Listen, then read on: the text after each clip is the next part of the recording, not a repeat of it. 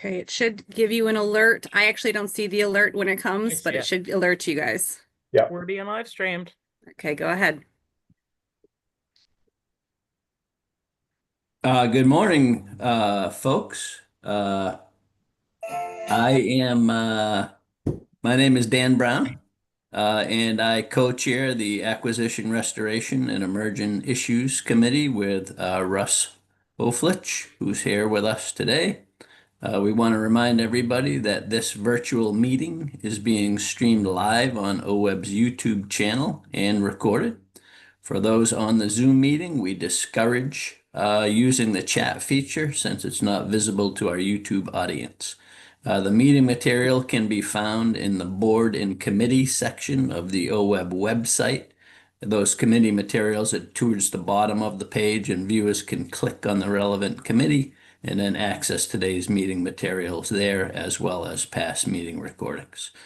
I think we're going to do a quick round of intros. If that works, time schedule, why don't I just, let's just do OWEB board and staff, and then we'll hand it over to Kelly to introduce our tribal folks today. Does that make sense to people?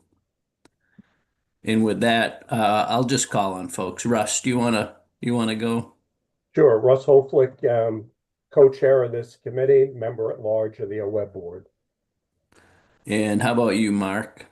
Mark Webb, live in Grant County. I'm the Environmental Quality Member Liaison for the OWEB board.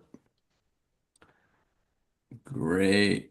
I'm sorry, I'm screen challenged. Is there any other? Kelly, I see Kelly's you, here. of course. You want to go real quick, Kelly? And you're on mute, I think. Sure. Yeah, it was helping you look for other board members if there were any here. Hi, everybody. I'm Kelly Coates. I am the tribal representative on the OWEB board, and I'm the Natural Resources Director for the Cow Creek Band of Umpqua Tribe of Indians, and I'm also a Cow Creek Umpqua tribal member and Modoc and Pit River descendant. And I'm really, really excited for the meeting today and the panel that we have here. So thanks, everybody, for your time. Right on. And then let's just do the OWEB folks real quick. Sarah, you want to go? Sure. Thanks, Dan. Sarah O'Brien, OWEB Executive Director. While I'm talking, I just want to note our esteemed member Bruce Buckmaster has term limited off the board, so he's not joining us today, and we'll miss him a lot. Jamie McLeod Skinner has often attended these meetings just out of interest as a board member and let us know that she has kind of intermittent availability today, so she may drop in or out. And then you guys are short a member, so we'll put an open call probably in the January meeting and see what of our new or existing members might be interested in joining this committee. There's been a rush towards tracking and communicating outcomes, so we may need to loop a new member over here by force, but we'll get there. That was a long intro, sorry. Should I kick it around staff, Dan, so that you don't have Sure, to why don't you do that try for to us? figure that out? Renee, why don't you go next? Good morning, folks. Renee Davis, Acquisitions and Special Programs Manager at OWEB. Ken, and then Eric Williams. Good morning, everybody. My name is Ken Fetcho. I'm OWEB's Effectiveness Monitoring Coordinator and Tribal Liaison. And good morning, everybody. Eric Williams. I'm the Restoration Grants Manager at OWEB. Miriam, and then I will look for anybody on the second screen. Miriam Forney, OWEB's Land Acquisition Coordinator. I think that's it for staff. Did I miss anybody? Always forgetting me, Sarah. Oh, Nicole, but you were the normal thing that is always here. Hi, everyone. I'm sorry. I'm sorry. I'm the forgotten face in the background. Nicole Bettinardi. I am OWEB's Executive Assistant and Board Liaison. So valuable as to be missed. Thanks. Dan, before you kick it over to Kelly, would it be helpful for me to just pull up a light version of the agenda so that folks have an idea of what to expect on timing? I know we have the public agenda, but I was going to just do a quick summary of that. Yeah. Russ is going to take care of that. Go ahead, Sarah. Russ. Okay, so we special tribal panel today, and we'll have that facilitated by our co-chair of the board, Kelly Coates. Thank you, Kelly. They will focus on the conservation easements and a number of other foundational questions And then we will also have a staff presentation on where we are in the modernization process, led by Renee and Sarah. I guess you're going to join that as well, which is great. And we're going to do something unique today. We're going to allocate 30 minutes of time to expanded public comment. And then we will discuss the next steps and times and timing of our committee's work stream going into the future, just being cognizant of the fact that we have a deliverable to the governor and trying to manage towards that as effectively as we can. And yes, there will be a bio break somewhere in there. Sure. Kelly, man, rock and roll. Thanks, Dan. Okay, I am really excited that we have this panel today to discuss acquisitions and restoration with some of our tribal partners. And before I get started and do an intro on that, I think it would be good to have our tribal panel folks introduce themselves. So I'm gonna just there we go. That was the slide I was looking for because I was scanning for people's faces and that was proving to be difficult. Okay. So let's start with Anton. I'm Kiono. I work for the Confederated Tribes of Umatilla Indian Reservation in the Department of Natural Resources here, and I lead the land and water acquisition efforts for habitat restoration. Thanks for the invitation to be here this morning. Thanks for being here. Ashley. Gala, thanks, Kelly. Dai, Galagahais, Galachil Hamakami, Ashley Russell, Sinthanu, Milik Pamunki Ka'au. Hello and good day. It's good to see you all here. Ashley Russell, I'm called. I'm a Milik and Pamunki descendant, enrolled citizen of the Confederated Tribes of the Coos, Loram, Kwanzaa, Usla Indians. I serve as the Director of Culture and Natural Resources for my tribe. And after hours, I serve on Tribal Council. Hi, Ashley. Thanks for being here, especially given your very busy schedule now. Lawrence. Hey, Co-Chair, this is Ken Fetcho. I had an email from Lawrence.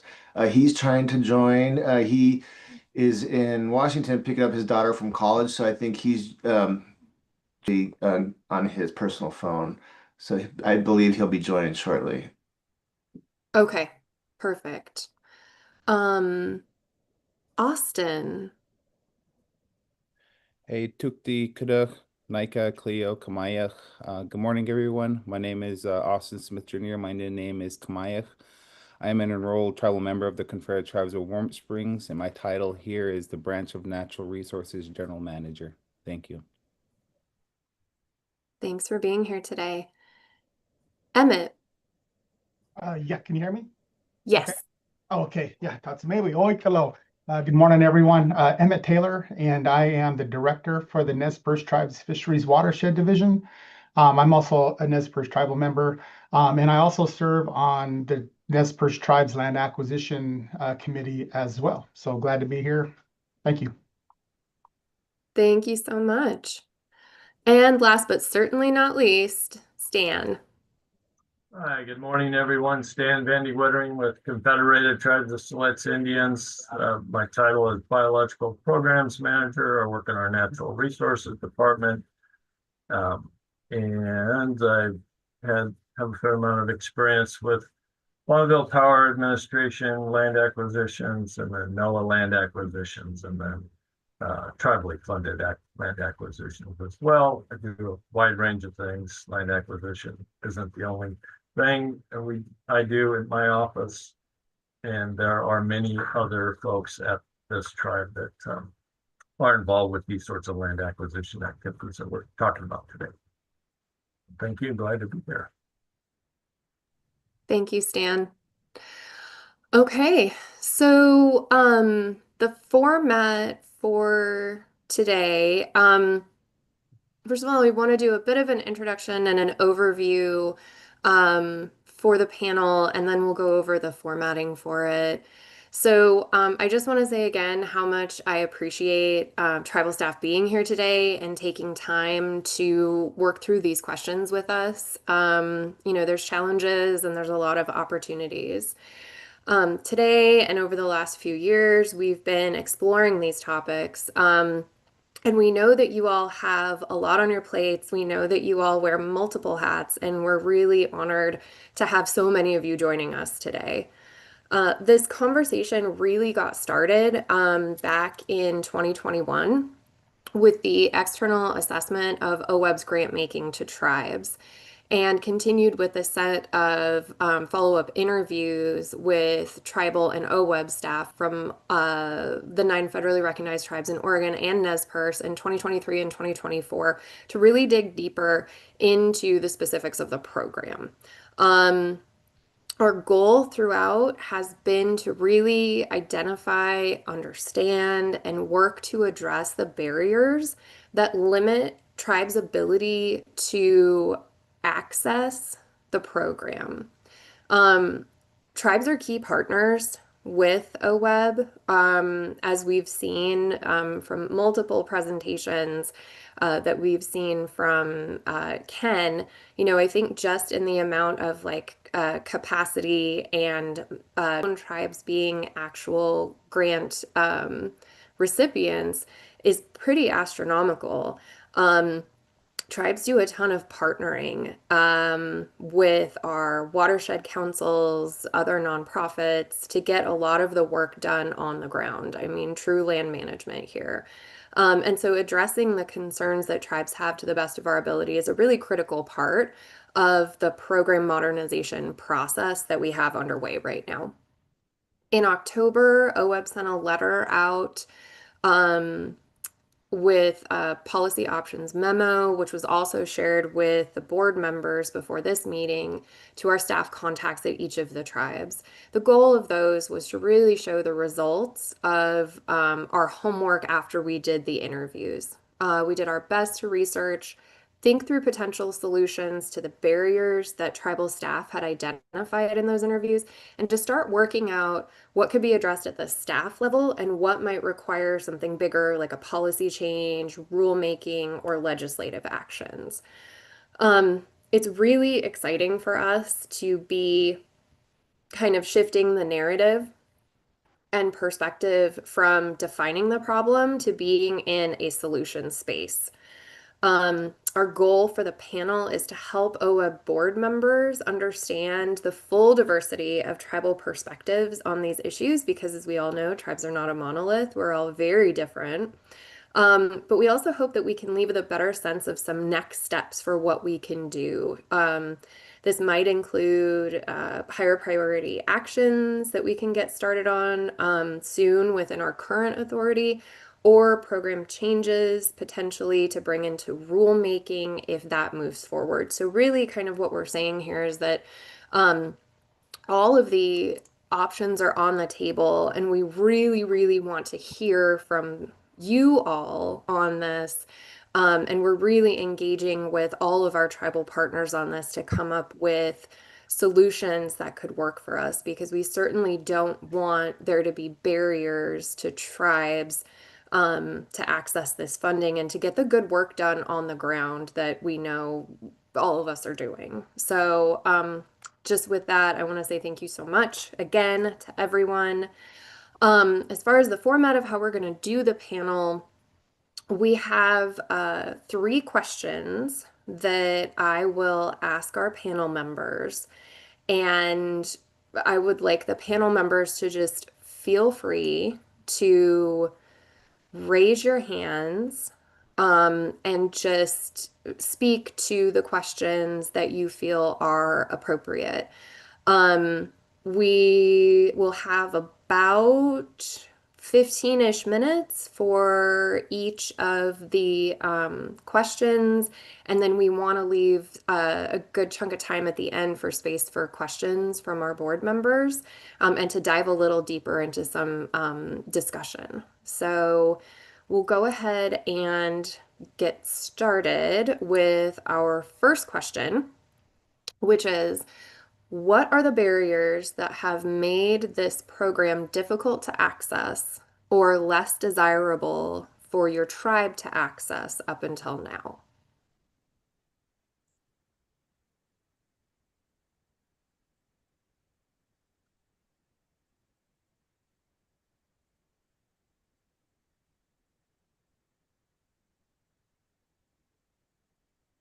Anton.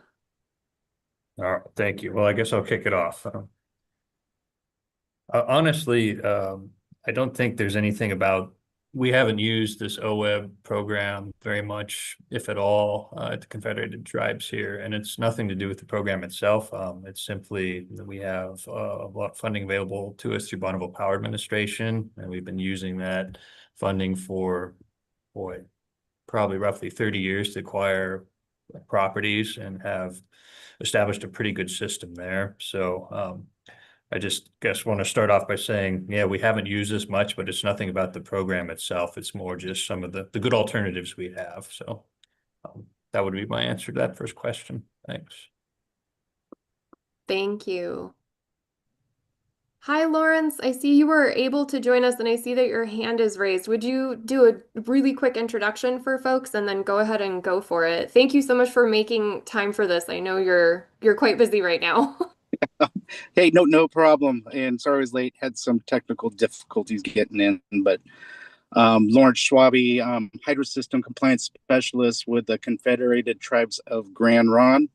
Again, thank you for this stage with the acquisition board. I think acquisitions are critical to moving the needle for recovery for a lot of our species. Like I said, it provides permanent protection of habitat. OWEB's done a lot for restoration. And I know some of these, some of the landowners that are involved in that, it's just temporary. So it's great to have this little pocket of permanent protection where we could actually move the needle to recovery and access the whole ecosystem in restoring it on that holistic approach. So, and I guess my answer to the question is that we see, at least with staff with the Confederated Tribes of Grand Ronde, is the cost share. It's kind of really a big ask for tribes to come in, especially what we're dealing with in some of the lands that we look at, like on the west side of the state. They seem to be pretty high cost. So that cost share, even though it's 25%, it does come in pretty high as far as resources. And it's kind of a big ask for our tribal council. Just realize that the tribe has a lot of priorities that it does set out, has medical for membership, has social services, housing, law enforcement, education, and community infrastructure, just to name a few kind of big priorities. So it's kind of a big ask. It's a big budgeting task to get funds, and it's very, it's tight every year to kind of divvy those priorities up. And so that is kind of one big barrier. And another one I see is kind of the land protection that OWEB provides through these acquisitions. It benefits all Oregonians. And just kind of looking at the 5,000 membership of the Confederated Tribes of Grand Ronde, roughly, that's less than 0.2% of the population of Oregon, which, as a cost share, it just seems like we're taking on the burden of definitely an action that kind of benefits many Oregonians. So it just seems like it's a hurdle there. And that's kind of the big barrier with this cost share. Another thing I look at is kind of stewardship. When we look at lands, there's a lot of stewardship costs that are associated with it. And that's something that needs to be considered, especially when some habitats are more kind of require more than others. Like, your oak and prairie habitats are going to be the high demand for stewardship, as you need to create kind of a disturbance almost on an annual basis. And there's a lot of work on those open habitats. And your riparian forest might be a little less. So, but having some stewardship kind of answer for, you know, how we could address stewardship costs in some of these acquisitions would, I think, would be great for the folks that sponsor these projects. And that's all I have.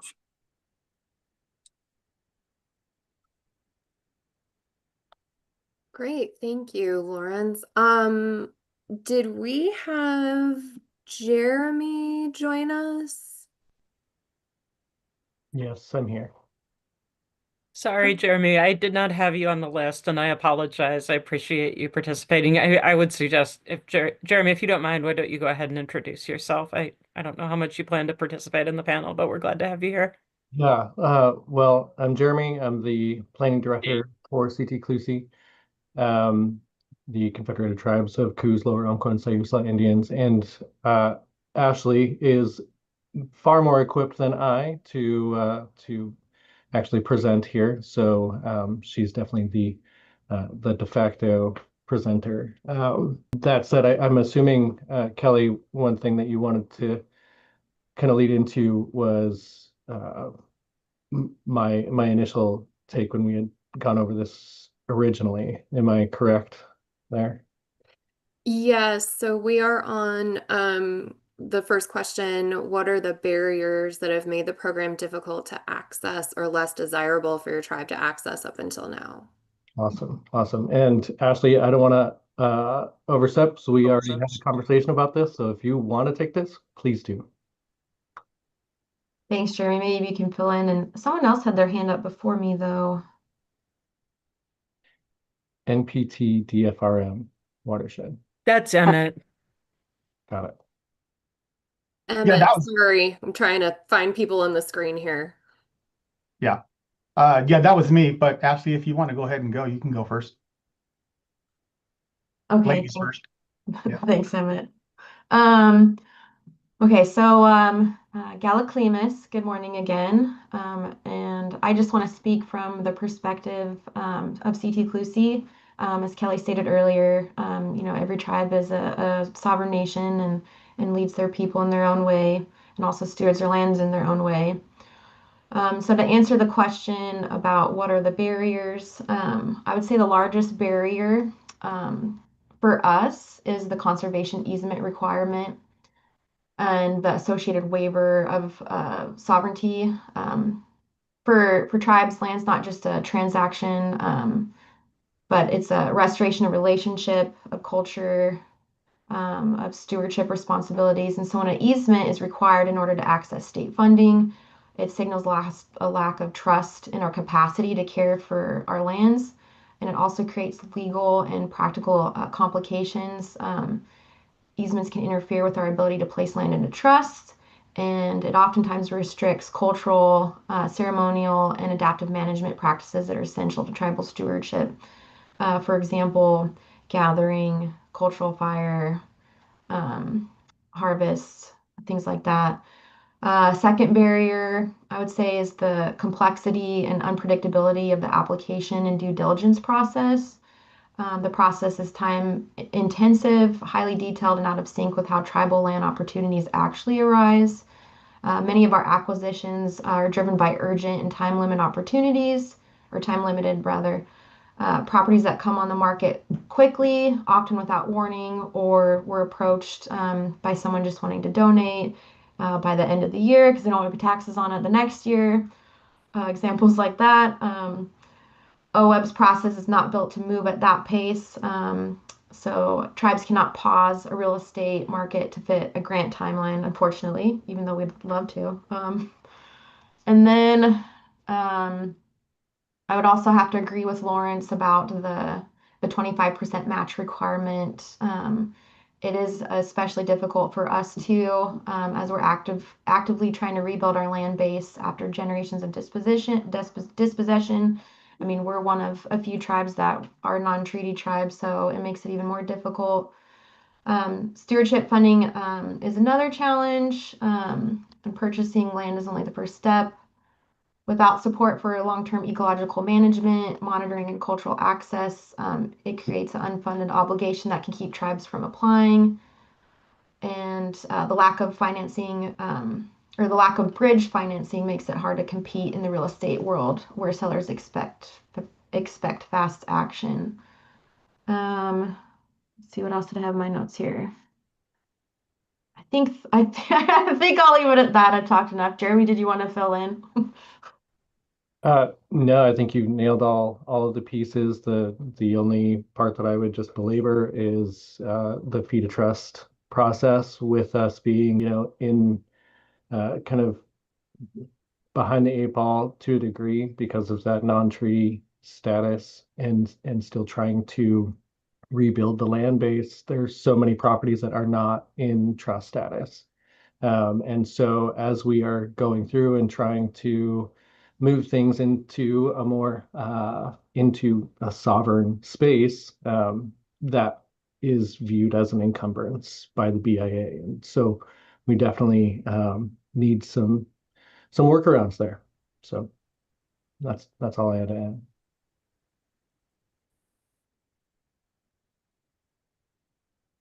Thank you. Emmett. Yeah, thank you again. And so maybe I'll just start out a little bit with some background with our tribe. So for Oregon, we're based out of Idaho, but our treaty territory, historical territory, goes over into the Wallowa Valley, over in the Joseph area. So we've been working over there for quite some time. Really, in our fisheries program, we have an extensive fisheries restoration program in that area, where we outplant summer Chinook. We have reintroduced coho back into the system that are coming back now. We're looking at restoring sockeye into Wallowa Lake, which will happen here in the next couple of years. Lamprey we've put in, so we do a lot of work over there. And recently the tribe has purchased land over there too. So, there's really sad history with the Nez Perce and Wallowa Valley and what's happened over there. And we have been able to acquire about, I think, 3 properties in the Joseph area now. And we've worked really closely with the Wallowa Land Trust in doing that. And so, I don't know if anybody's ever followed any of that, but the tribe had quite a ceremony over there when we acquired.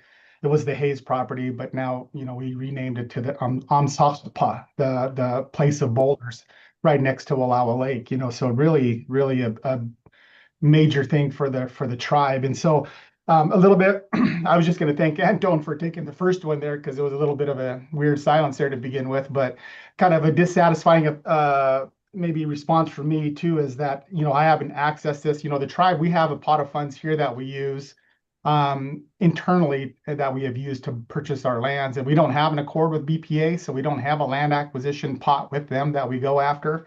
And I have not ever went through the process to buy land through this program, but I spent the last couple of days really looking through the website, and there's a lot of information on there, man. There is a ton of things on there.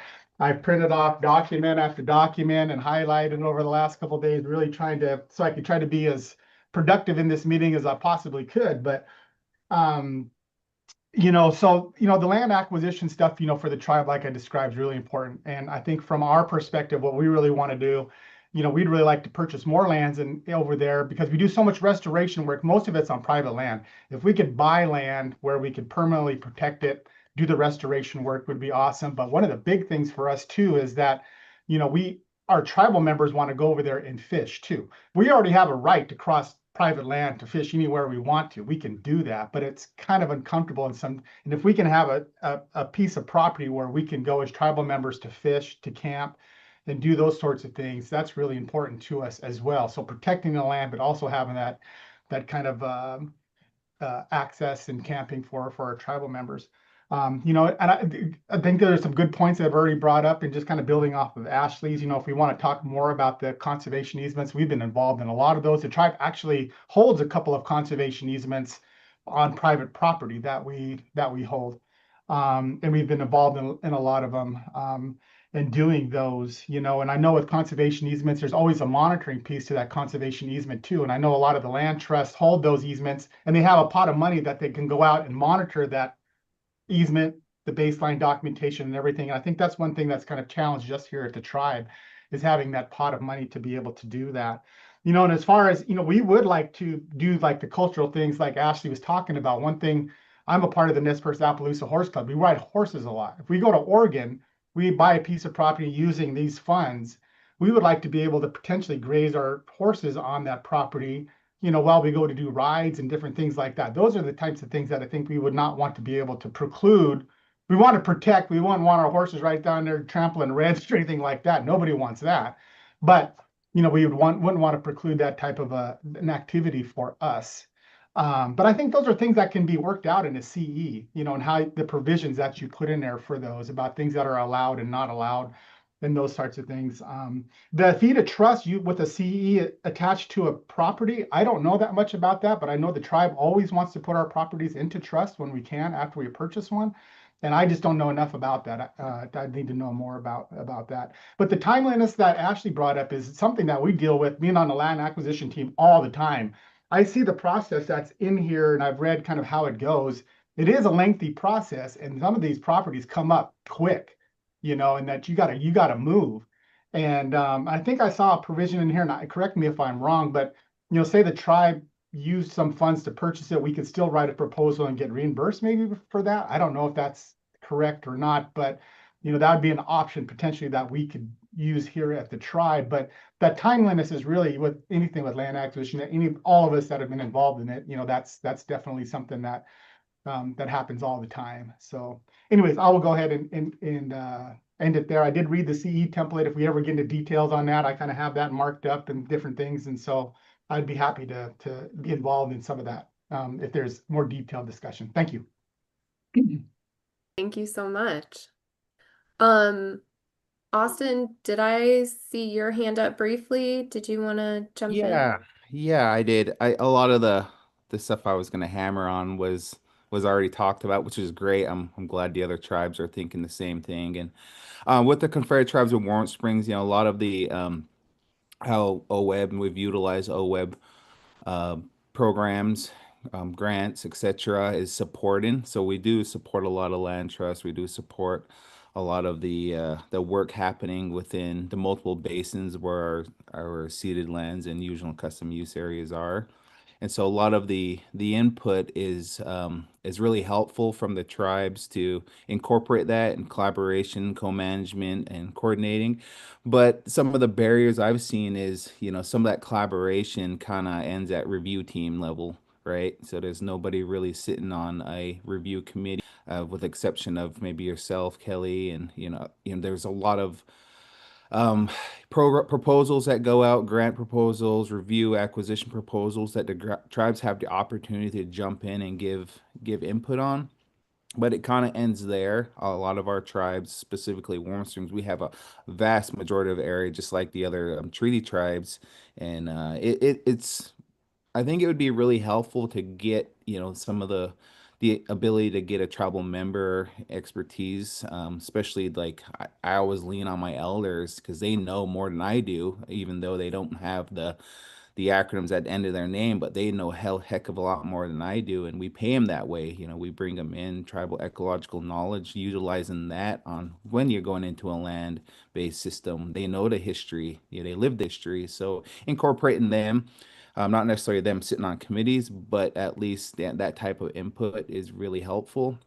And then, of course, the stewardship piece, like, so when land is acquired, how is the operation management done, especially with tribes' interests in mind? You know, when you're thinking about, and I spoke about this before, when you have maybe natural events happen or unnatural events like wildfire, flooding, climate change, all of that, you know, how is OWEB's incorporating that into, you know, when they acquire lands and how they support like insurance claims or assistance dollars for burned area emergency response.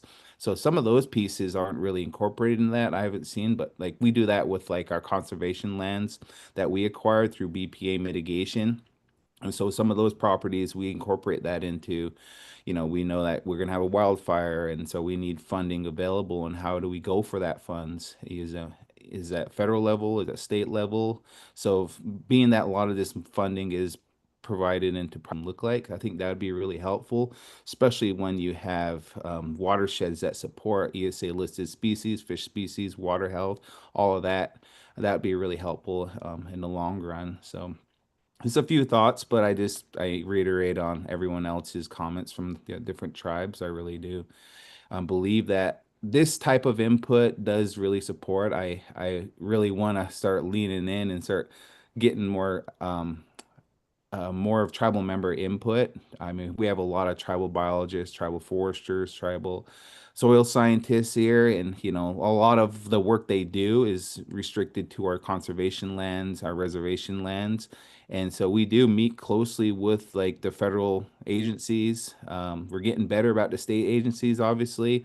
I probably talk a lot more with Washington state agencies on fish and water management, and we're working better on water management here in the state of Oregon, which is really unique. So a part of that, I think we're going in the right direction. But that's all I have. Thank you. Great. Thank you, Austin. I really appreciate that.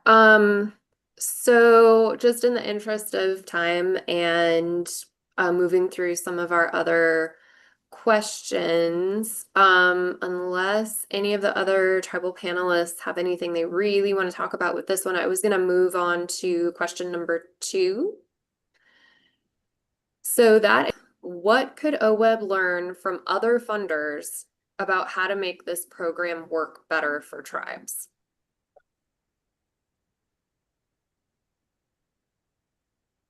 And it sounds like some of you have worked with other funders besides OWEB. I know I heard BPA.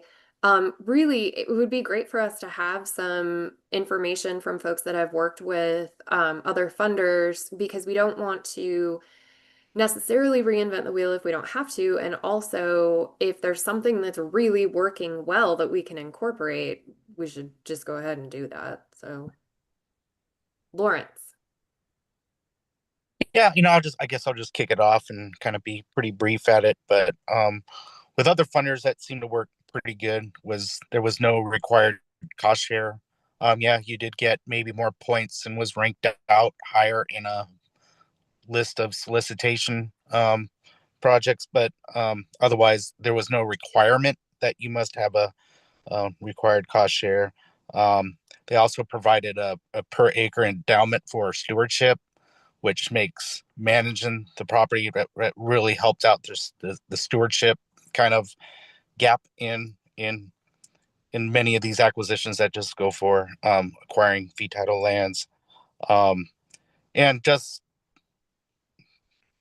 be aware that, the process in negotiating a conservation easement, there should be a process for negotiation between the parties.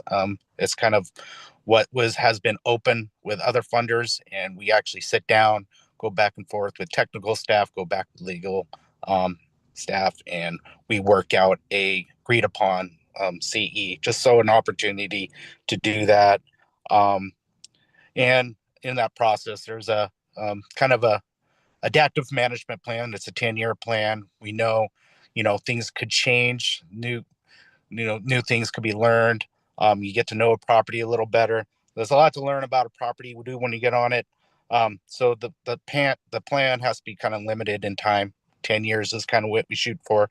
And there's a process, there's a land use kind of a permitting process that, yeah, if something does emerge in that 10 years, there's a quick process where you could get kind of a permitted use agreement between the parties and say, hey, we'll do this.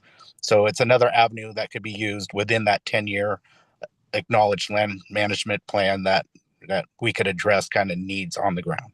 So that's what I have.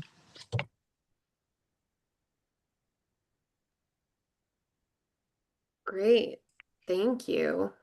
Okay, so Mark, I see your hand, but how we're going to do this is actually, if you could hold your questions until the very end of the panel, just jot it down, then we're going to have time at the end for folks to ask questions and engage in dialogue. Anton. Thank you. Well, I started off by talking about how much we work with BPA, so I feel like I would be remiss if I didn't talk a little bit more about that now. So I think BPA, as I mentioned earlier, we've had almost 3 decades to try to refine the process, and it's not perfect by any stretch, but I think it's definitely workable after that time.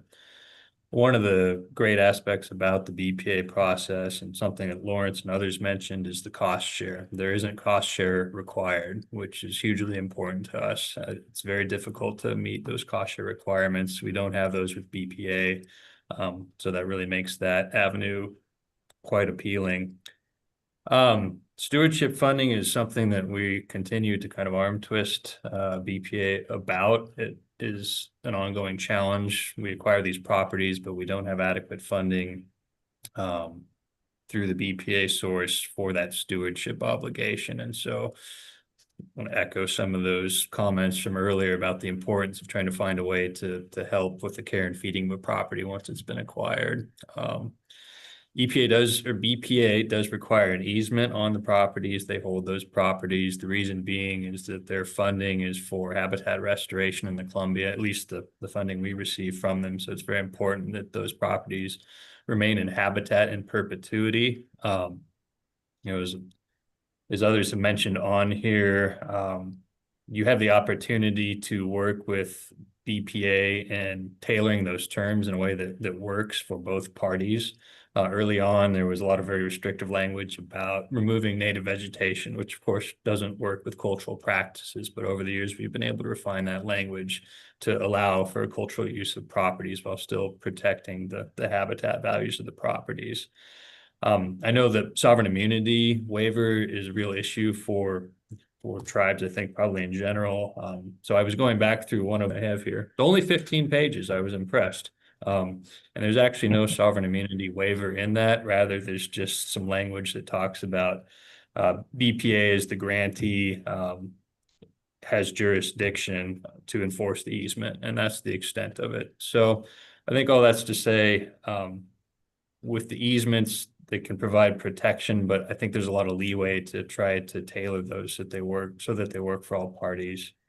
And then finally, I'll just say, being in natural resources here, I'm thankful for the easements because they make it easier for property management for the tribes overall.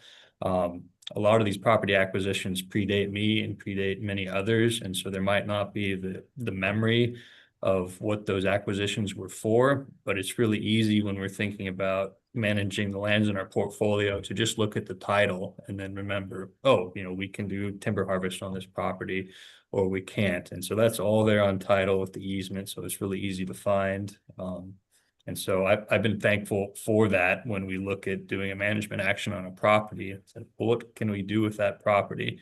It's really easy to find if you just go look at the title, and it's all right there for you. So with that, I'll stop. Thanks. Thanks, Anton. And I don't know whose hand was up first between Austin, Ashley, and Stan. They should be in order on the screen. So I think it goes Austin, Ashley, and Stan, just like you said. The upper left is always the most recent one. Thank you. I'm used to Teams and they number it for you. So I used to live in Zoom land. It's like a cultural transition.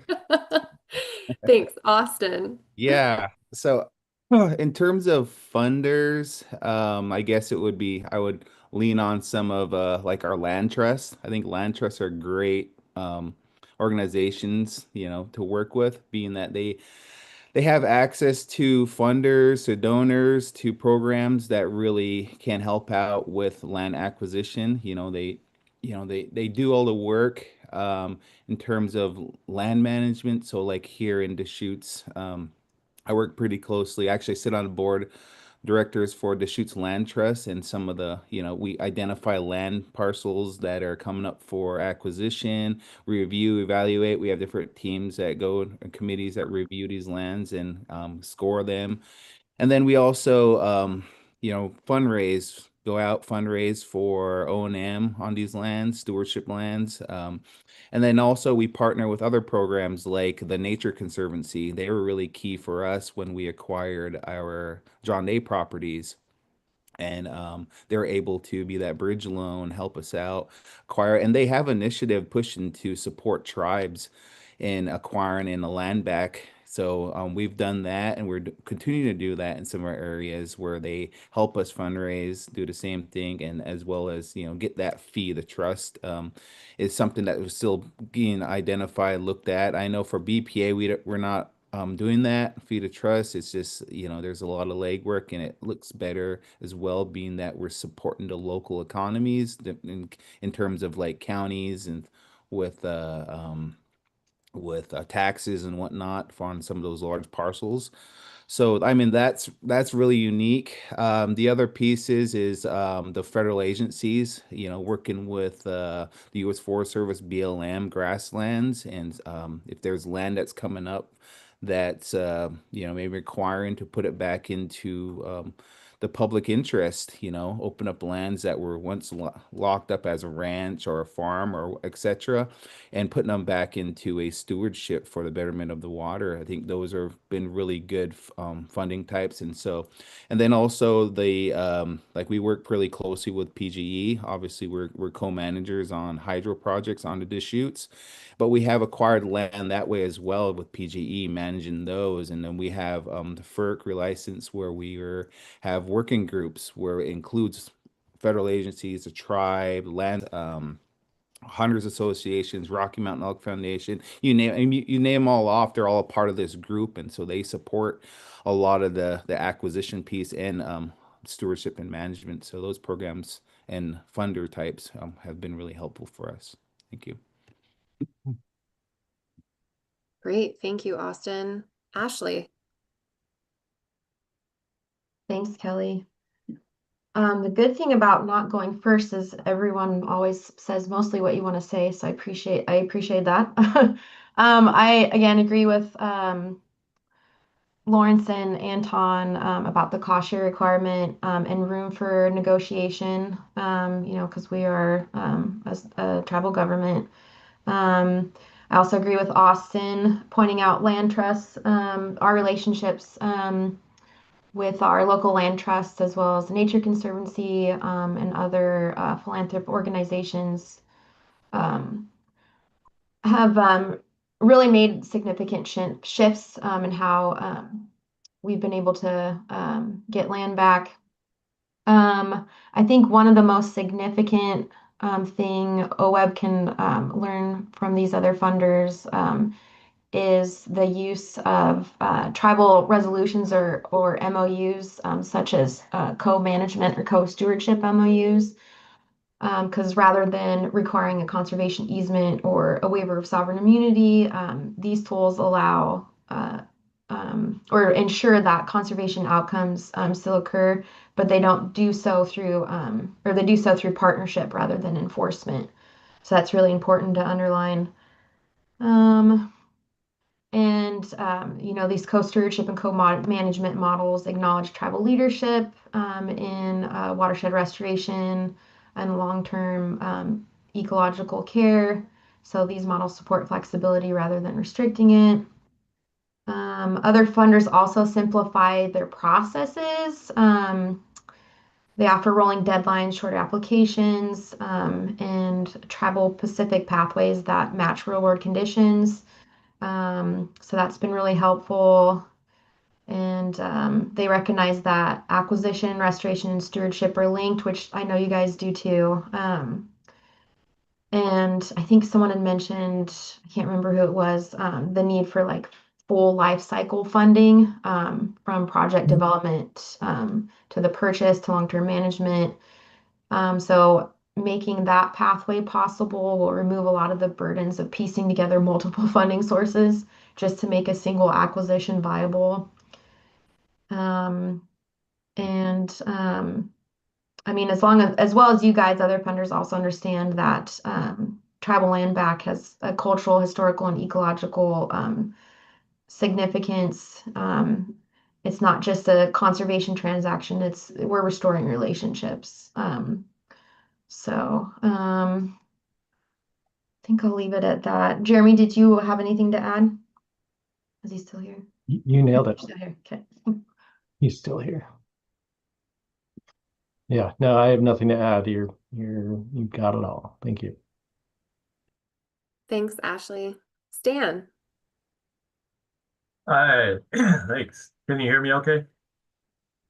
Um, so I've been taking some notes as all the speakers have brought up their points, and just to go on record, I don't think there has been a single point or area of interest slash concern that tribal reps have brought up that we haven't also experienced here at the Select. So very common themes, and I appreciate everybody defining what has been defined.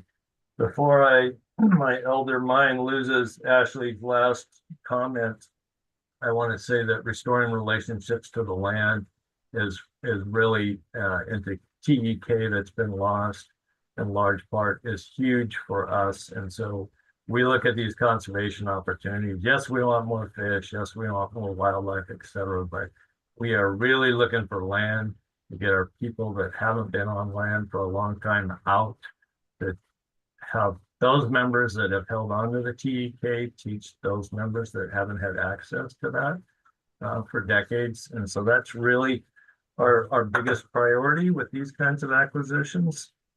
I think that could change over time when, as our portfolio, if you will, builds and we hit that tipping point where do we have enough capacity to manage every single property that there's a potential to take ownership on.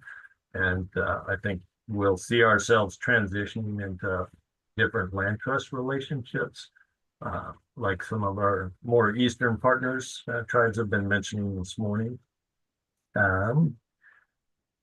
Let's see if I can organize my thoughts here under, we're supposed to be referencing what things are working in other programs. I think we all are familiar with BPA, OWEB, and potentially NOAA funds. So we have been working with NOAA funding that gets passed through DSL, and we've had some really nice successes with that the last 5 years. I would rank that program at the most convenient and successful for us. And then the next program down being BPA, and then the third program down being OWEB. The one side comment on that is that we only have one OWEB acquisition, and that occurred several years ago. We are enjoying that acquisition. It's been beneficial to us, but we have not returned for more acquisition opportunities there because of some of the obstacles that have been listed out to folks. So one thing that we have, well, I should, with conservation easements, the Select Council decided a number of years ago that they would, well, swallow the pill, for lack of a better term, and say, yep, we do not like this. We do not like these restrictions, but we realize we don't have a giant bag of money. And so we'll work forward and deal with this. The reason, again, that we feel more successful with some of these programs is that those easements are lighter in certain scenarios, or there's land use plans that can go into place as described by one of our speakers with BPA funds. But the BPA funding process, we've found that to be very useful. So we've got multiple acquisitions, let's say. One of our properties is about 500 acres. It's got a lot of timber on it. We've got a plan in place that's been drafted. We're waiting for BPA to do their review. That's all takes a ton of time, as you all know. But we've been able to move forward and start dealing with invasives on that property. So we're allowed to spend money. We can write a 2-year management plan. We can spend money to get rid of those. We can spray when the plan is all done. There may be certain restrictions on herbicides, but as long as we're doing something pretty basic at this point, we can use herbicides on the land, keep the invasives under control as we move forward and get this management plan defined. That also is true, has been true for burning. So cultural burning is something the Selects are trying to get more involved with. BPA has allowed us to do that. That's huge, has been huge. And then also gathering traditional materials, plant materials, and in some cases hunting and fishing have been allowed too. So we found that to be super helpful. Pretty much everything that Lawrence outlined earlier on, in full agreement, and other partners, stewardship funds. Those funds and partners that we work with, Land Trust Partners, Mackenzie River Trust is a super partner for us. We work with Jessica at, oh man, having a senior moment. Jess McDonald, who's on here at the Corvallis Land Trust, and what is Jessica's land trust? My gosh. She's my Greenbelt. Greenbelt, Jessica. She lives next door to me. We haven't formalized a partnership with them yet, but we're always looking for opportunities. And then the Nature Conservancy, we've had some real successful opportunities with them. One of the things that's been super beneficial with those relationships is that the funder has allowed us to repay our partners through the grant fund. So if we have a partner that can do a buy and hold, maybe it's 2 years ahead, 3 years ahead, they can still get repaid for even potentially due diligence work and not just the acquisition of property. And then allowing that with the NOAA funding, we've been able to bring in those partners and utilize their staff and staff expertise, make them subcontractors as part of the overall funding process. And that's been super helpful. So without partners like that, Land Trust Partners, we wouldn't be as far along as we can't really speak to appraisal types, survey types, required types, environmental assessments. My memory is that OWEB's more restrictive with those. One example might be if an appraisal was done through the Land Trust Partnership at year 0, and that wasn't the Yellow Book appraisal, it was another type of appraisal, and then we're potentially able to buy the property from the Land Trust partner within 18 months. NOAA has allowed us to use those earlier appraisals in certain circumstances. So that saves everybody money and makes the process move faster. Again, I can't speak to OWEB's requirements because I forget what you guys have for environmental assessments and survey requirements. Let me check what else I have here on my list.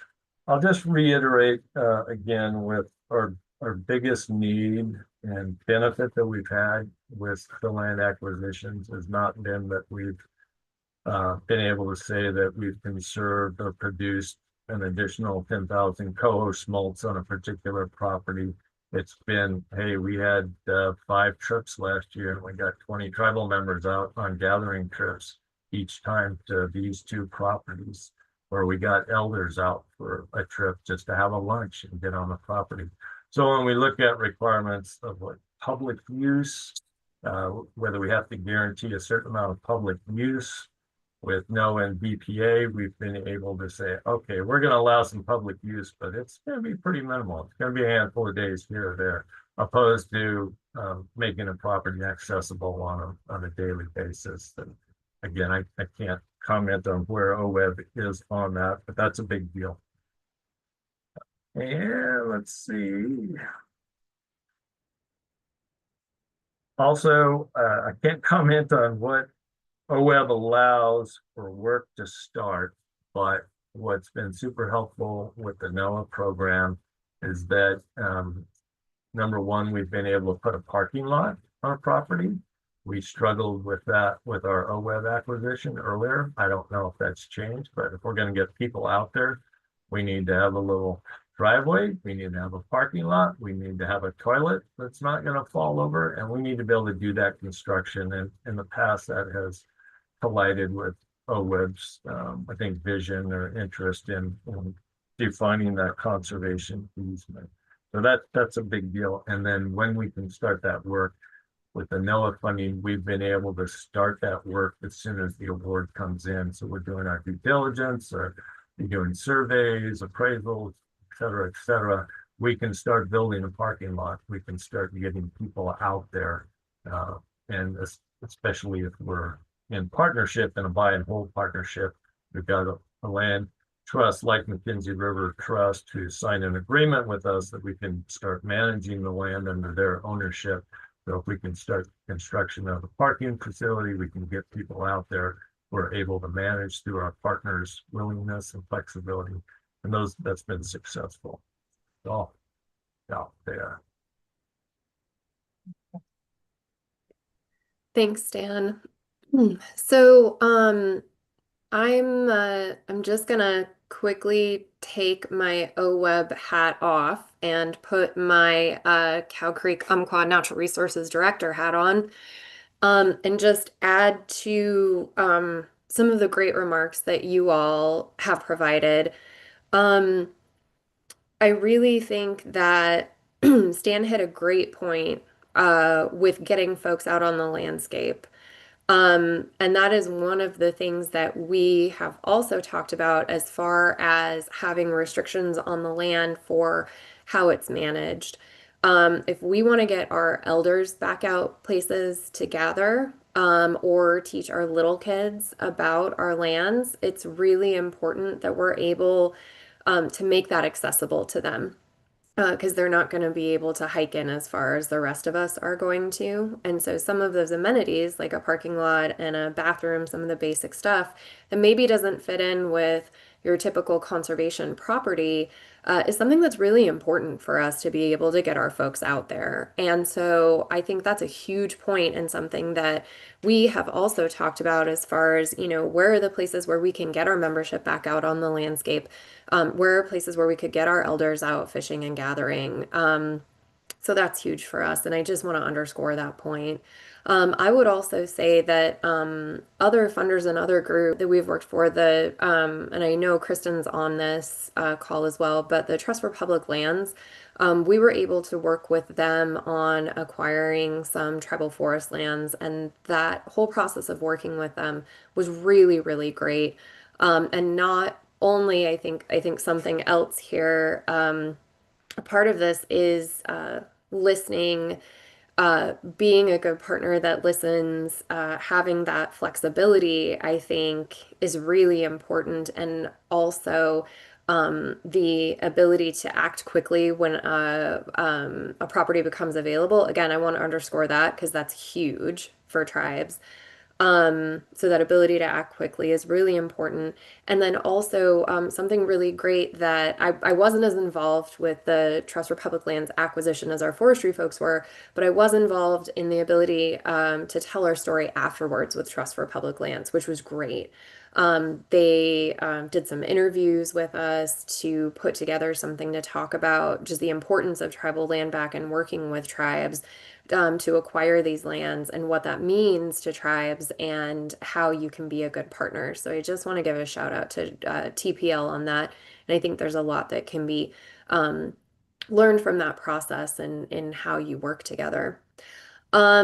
So we have a third question. We're at 10:04. So we've got I want to keep like 20 minutes at least for questions here, and we've got a hard stop at 10:30. But I do just want to say our third question, and if we could make this like a speed dating lightning round, that would be fantastic. If you could wave a magic wand, what change would you most like us to make as soon as possible to make this funding source available for tribal land acquisition priorities?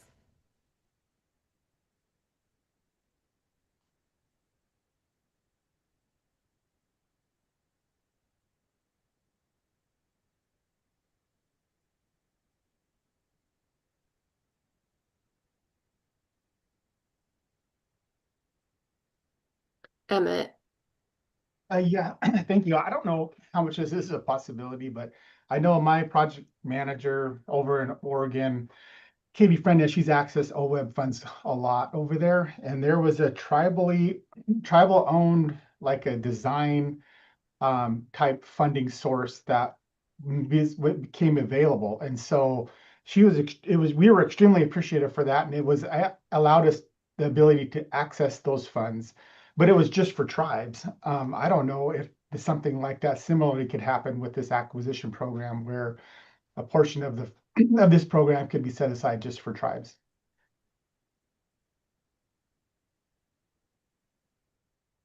Thank you. Okay, Ashley. Thanks, Kelly. I'll try to make it one thing. And that would be to create a tribal Pacific pathway that doesn't require a conservation easement or waiver of sovereignty. A close second would be a streamlined tribal acquisition tract with reduced match or maybe zero match, please. And basic stewardship support so tribes can act quickly when land becomes available. Thanks, Ashley. And I'm just going to do a quick ditto on that one because that was going to be my magic wand wave as well for a number 1 and a number 2. Austin.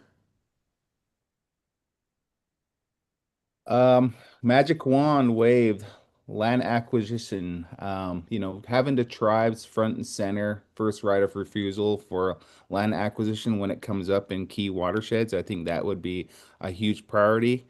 And getting all the 9 tribes plus other tribes with interests like Nez Perce and Yakima in Oregon to jump on MOU, right, with the state on those land acquisitions. I think that would be awesome. I mean, they're saying, we agree that these lands for the betterment of all the resources. Thank you. Thanks, Austin. Lawrence. I mean, just quick, I like what I've heard from folks so far, but yeah, just like to reiterate, reduce or eliminate the cost share requirement and provide some kind of stewardship kind of process or endowment that could go along with acquisitions.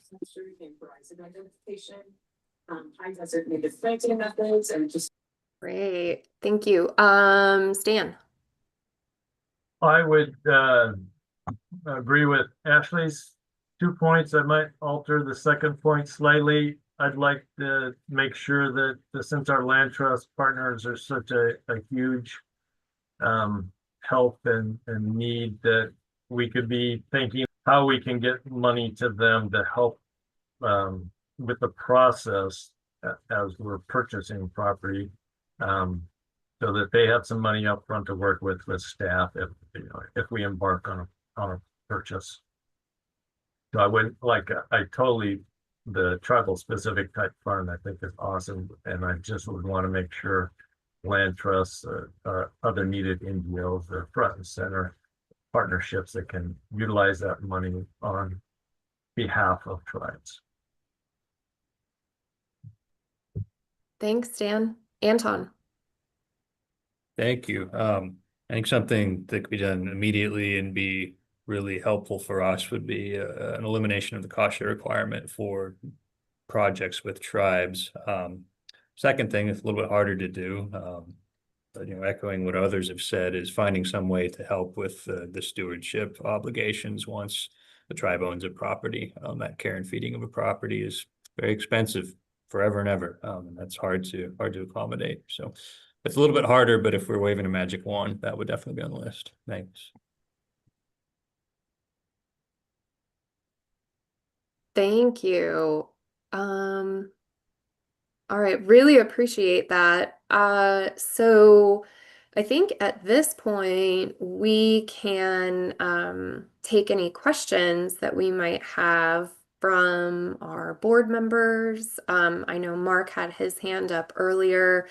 Before we get into questions, I do want to say that something that I heard pretty continuously as a theme throughout the answers from our panelists is just the conservation easement negotiation process, having that adaptive management plan and being flexible with that, and a little less rigid is something that I heard stand out quite a bit. And so I just wanted to call that out as something that we may want to explore a little bit more about what, OWEB has the ability as far as flexibility with that and ability to negotiate in order to get some of those tribal values front and center in the CEs. So with that, I will put my OWEB hat back on. And I think it was Stan was first. Yeah, I just want to circle back real quick on stewardship funding. Again, totally agree with that. It's a huge need. Something that I've realized here at Siletz in this last year is that the stewardship funds that we've gotten through BPA properties and some other acquisitions are the tribe is putting that into a larger investment fund. And so they ask our department how much we want to pull out on a given year to maybe utilize. But I'm realizing that because we have multiple funds, management funds that are part of that larger investment, that I think we're getting more value. So I'm not sure I can make this clear, but if oftentimes when we look at stewardship funds and a funder says, okay, we'll give you X dollars per acre, and that adds up to 100,000, and you're looking at 800 acres and going, yeah, that's not going very far.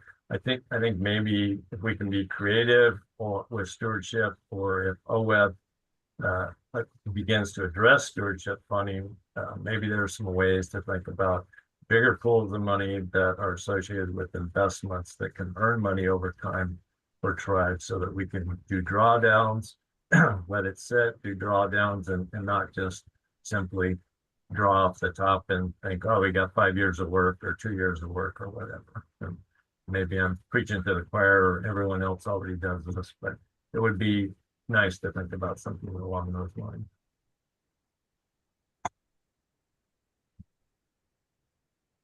Thanks, Dan. I appreciate that. I think that's a really good point as far as when a tribe acquires lands, it's forever, right? So we're managing them forever, but with that management, there is a cost associated with it, especially if you're managing it for conservation purposes, and that's not cheap. So if there's a way to make things a little more cost neutral and still get the benefits back on the ground, I think, that's fantastic. Okay, Russ. Thank you. Extremely helpful. And I just want to say that in my 28 years as director of the Oregon Nature Conservancy Program, I remember vividly the discussion with our boards, both in Oregon and nationally, that we require a policy that when you do the initial acquisition, you are obligated to add on an additional 25% on the acquisition cost to build an endowment fund to start the core process of taking care of your stewardship obligations over time. And I'm wondering if we could create a mechanism to ensure upfront that we are fueling the project at the beginning, and then draw interest off of that initial minimum of 25% to be able to move forward. But I really appreciate the candor.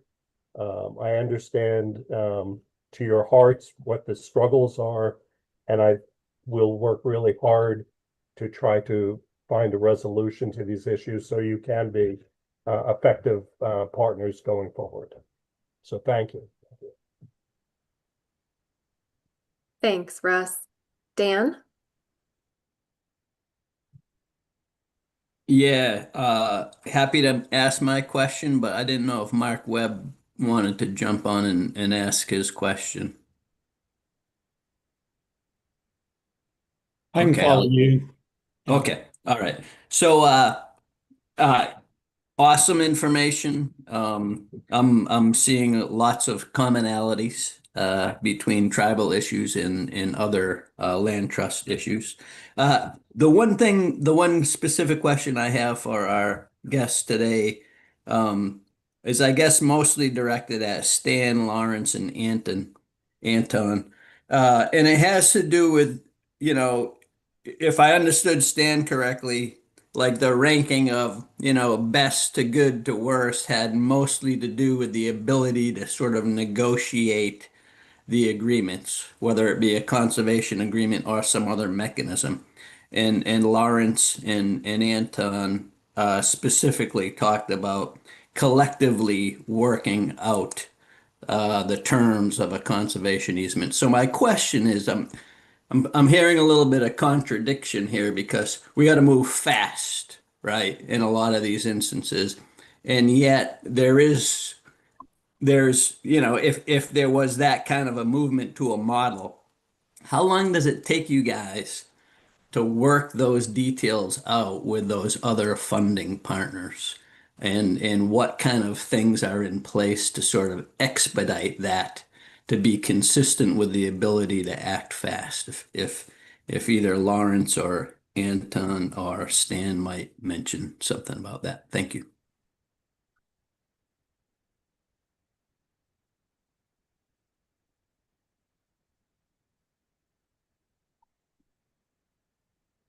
I can jump in here real quick, and Lawrence and Anton probably have more examples. But I would lean towards our BPA experience most, Dan. And I think it ties directly to the greatest tie is to the application and the competitive process that occurred. So if we're looking at X number of acres and we're saying it's a wetland, it's priceless, it's got these 5 species and they reside on the wetland during these seasons, or we all know that, then we going in have some expectation that we're not going to be able to have activities when those species need to utilize the habitats that are on that property, and or we aren't going to be able to switch a wetland to some other oak savanna kind of thing. So my experience is it tends to tie directly back to the application and what was viewed as why that property was competitive and needed to be conserved. And as long as we aren't really disrupting that the habitat that's there and the need of the species that have been using that, then my experience is things don't get in the way, like hunting in wetlands haven't gotten away, even though we've said, hey, this has got a really nice wetland or wet prairie and there's bird species on there that folks would hunt. So that's under the BPA, that's been kind of how my experience has been. Yeah, I guess I could just jump in real quick too. Just the speed wise, like you said, our dealings with Bonneville, that the process has been kind of slow too. That's always kind of a big when you're dealing with funders, you definitely like it to go much quicker than slower because timing with these lands transactions. So but I think it's up to how every individual tribe's equipped, but we have a legal staff and a tribal realty team that would definitely work promptly to get acquisitions on the ground. So it's just kind of really dependent on the funder and their ability to move through the process quickly or not, but we could readily move pretty quick. So Thanks. Anton? Thank you. Yeah, I guess when I talked about how the easements can be really customized and tailored, I was thinking more with respect to maybe each individual tribe. Really where we find ourselves now is we pretty much have our 15 pages of boilerplate that we negotiated long ago, and that's just what we use. Yeah, we tweak some things to be specific to each property, but really we have the boilerplate ready to go. So now it doesn't take very long to get the easement where it needs to be between us and BPA. And that's something that could be done before tribes even looking at a project. We could engage with OWEB to get an easement in pretty good shape, just preparing for, an eventual project to come along and then, dial it in at the end there. So, no, I don't think it slows us down at all once we get it dialed in, which is where it takes a little bit of time.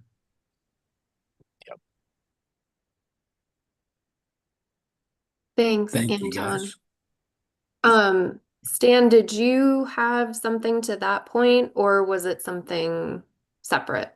Oh, I'm not sure I finished my thought clearly because we were talking about speed, and I just want to make sure, the speed of getting the easement in place. follow I agree with what Anton just said, and we're pretty much in the same state here. For us, the speed is just whether BPA has staff to review and approve. But as far as the tribe's expectation, what are we going to do? When we put that proposal together, tribal council approves what's going to happen on that property because we describe it in the proposal. So there's not a whole lot of additional debate that goes on our end, but there's things like we talked about, these short-term land use processes and whatnot. But the bigger questions are, can you hunt, can you fish, can you be here during these times? How many of the general public members are you going to allow on this property? That stuff's all taken care of. Thanks, Dan. Mark. Yeah, I had two sets of questions. One is for OWEB staff, and so I assume we can ask those later, but I really appreciate the conversation. I've assumed that match is not a problem for tribes because I've assumed that either the federal government or land trust or other private entities are readily available. I just need to hear pretty much across the board that I'm mistaken about that and that match is a serious issue and people aren't there for the 25% match. Correct. Okay. Lawrence, who he was referring to when he gave examples of better sort of procedural steps and the like. That was my earlier question, but y'all gave lots of examples. Thanks.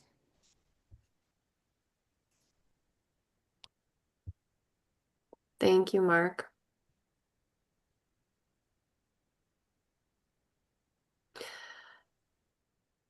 Russ?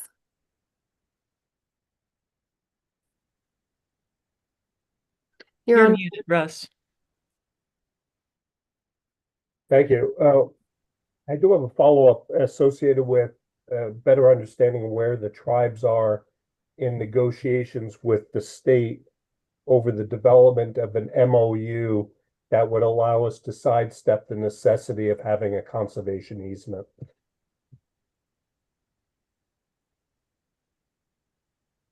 I think that question was for our tribal panel, Russ, and not for staff. Is that right? Yeah. Okay. So I think I just clarification on that question, Russ. So I think that and please our tribal panelists step in and tell me if I'm not interpreting this correctly. But I think, the idea is that instead of using a CE, you use something like an MOU instead that just clearly lines out roles and responsibilities and how things are going to be managed. So I don't know I don't know if any of our tribal panelists have tried that or have started that process with the state for any lands, or it was just a suggestion that this is a different vehicle we can use as opposed to a CE or, like a waiver of sovereign immunity. It's something that, is clearly outlines things. Am I tracking that correctly, tribal panelists? Austin. Yeah, I think you are. I know we've done this before with like Army Corps, and MOUs with them, with BNSF, with Union Pacific Railroad. We've done that. Those are all obviously private and federal, but like close lands on like some ODFW lands, we have developed similar MOUs or our intergovernmental agreements as well. Those have been very successful. Those really helpful in identifying like requests from the tribes that doesn't have to go through the rigor mortis of commissioned adopting laws. So that's been helpful. Thanks, Austin. Emmett? Yeah, so for us here at NSPERS, so we've done MOAs with private landowners where we have done restoration work. We've worked with a private landowner. We come up with an MOU for a 30-year MOU that is very similar as what is in the CE. And it was a 30-year MOA that we entered into with a private landowner. So we do have that in place in several places. And then we're also working with the Army Corps of Engineers. So it's through their tribal partnership program. And so we're working just right now on a project here, just right next to our office on Sweetwater Creek, but they wanted, ownership, or is that the project was going to stay intact. The tribal members, so a tribal allotee is not going to sell their property or anything like that. So we're working on something similar to an MOU or an MOA, and it would come with like a 50-year timeline or something that would satisfy the Corps of Engineers about the protection of that restoration. So we're working on that right now. And then I know there was another option in there too about a tribal resolution, and we're working on that right now too. We're doing tribal resolutions that are protecting riparian areas and wetlands. That's approved by tribal resolution on our books too. So that's another option that we're doing right now. Thanks. Lawrence? I mean, I'm not aware of any state discussions on MOUs, but I know Grand Ron does MOUs, MOAs, so it's definitely on the table.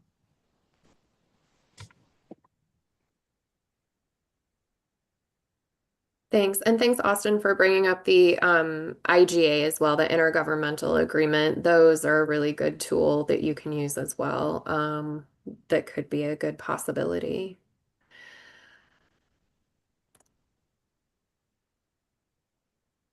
Okay. So I think just looking at the time, we're at 10:27, and I really want to again just thank our tribal panelists. Oh, wait, Emmett, do you have something else to add? No, my hand just didn't go down. Oh, okay. Oh, sorry. That's okay. I just wanted to make sure I wasn't cutting anybody off. So I want to thank our tribal panelists for taking the time today to talk with us. I think I felt like this was really insightful and really helpful, and really appreciate your willingness to be candid and try to come up with some solutions that we can use to kind of break down some of these barriers. I will say another theme that I heard today is, and something that I just also want to highlight is, I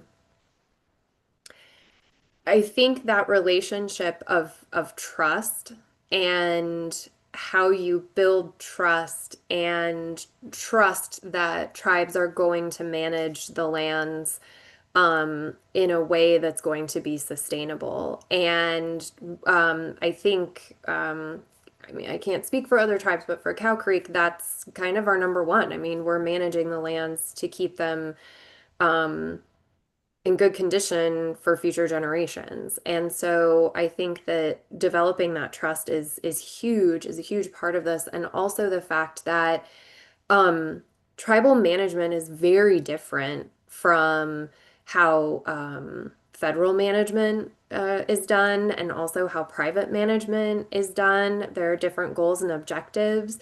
I appreciated the tribes talking about the traditional knowledge, the things that are passed down from our elders about how we take care of the lands and our relationship with the lands. And so I think building in some flexibility for things that maybe normally you wouldn't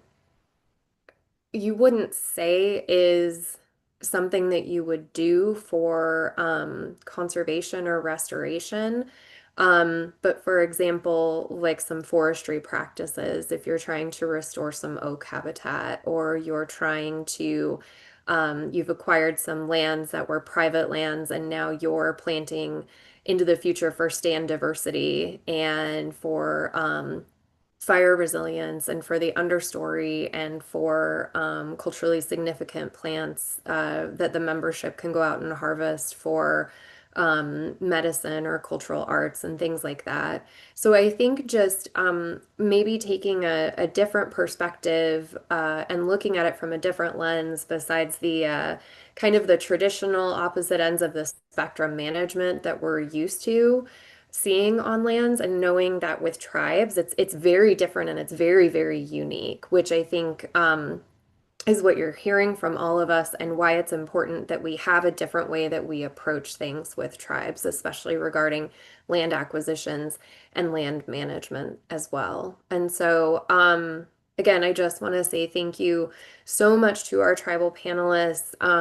And if there's anything, I would love to hear from all of you with any additional follow-up you have or any additional ideas. I know this was a certain amount of time, but I would love to hear from you all. So if there's anything else that you all have to say, please let us know. We're reaching out. Ken's doing a fantastic job reaching out to all the tribes and trying to get information from folks so we can all problem solve together. So I just want to put that call out to folks. So yeah, thank you so much. Kelly, Emmett does have a new hand up this time. Oh, okay. Emmett, yes. Yeah, I was just wondering about next steps and timelines. Oh, that's a great question. Can I kick that to one of our OWEB folks? Sure. Yeah, we'll talk about that a little bit later in the meeting today too, and ask for some feedback from the board. But I think as a rough estimate, we're going to ask the board to decide, or the committee to make a recommendation within the next couple of quarters here, within the next several months, about whether to initiate rulemaking around some of these issues, which kind of sends us down one track. And I'm sure everybody's familiar with the state's Rules Advisory Committee process, and that's not a rapid solution to any problems. And so what we're doing is we're kind of collating, and I hope folks had a chance to see this in the sort of policy options memo that we sent out to tribal government contacts. We're trying to identify things that we can fix in program guidance, things that would require a rule change, and things that might require a statutory fix or really prohibitive to a constitutional mandate.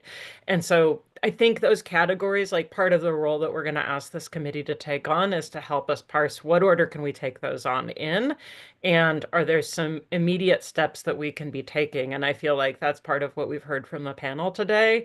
We don't need a rule change to start working on a tribal specific conservation easement template to, look at the work that folks have done with BPA or other funders and see if there are some solutions in there that can be implemented within our existing policy. So this committee will continue to meet at least quarterly, and I think the next step that we would like to propose specific to tribes is the sort of call that we put out in the letter that we shared in October, is help us figure out which of these are most important that we can dig into right away and get started. And I think we have a set of tribally specific strategies coming out of this conversation that we can be back in touch with tribes directly on that within the next few months here. And also side by side, continue the board conversation for anything that would require a rule change or formal policy guidance from the board, or kind of worst case scenario legislative fix, which honestly, some of the strategies we've talked about today, we would love to implement, and it will require a legislative fix. It's not a lack of trust or interest on our part, but we have to follow the law even when it's creating unintended consequences. So I think let's implement all these strategies together at the same time. It sounds like from the conversation today, taking a look at tribal specific easement or management plan approach might be something that we could get started on right away. So that's a really complex answer to a simple question, but I think this is gonna, if it requires a rule change, we're in it for a while. But let's start picking apart everything we can do together to start resolving some of these barriers without that level of policy formality. And I think we'll have a lot to work on just based on the conversation today. I do encourage folks to reach out to Ken or Kelly if you'd be interested in either a one-on-one or group conversation to continue that prioritization. Where should we start? What end of the stick should we pick up first to make sure that we're prioritizing stuff that provides a lot of gains to tribes in terms of accessibility to this program and interest in the program? So that was kind of why the lightning round was in there, because I think we got a lot of feedback today that helps us figure that out. But I really do encourage folks to follow up with Ken or Kelly or Renee or I. I mean, there's no wrong front door to OWEB. But Ken and Kelly are your tribal liaison and tribal representative on the board to help make sure that we're pursuing that, and we're pursuing it in a way that puts first what we need to put first to resolve these concerns.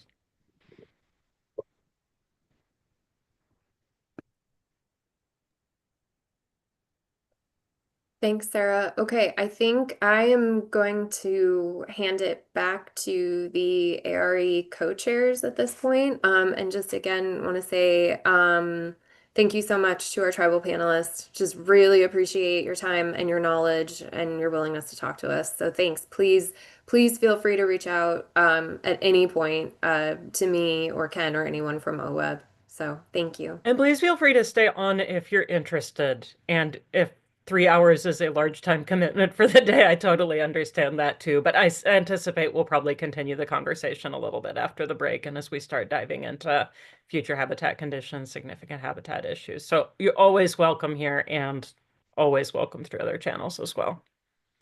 Thank you again, and let's take a 10-minute break. Okay, that puts us at 10:45. Thanks, guys.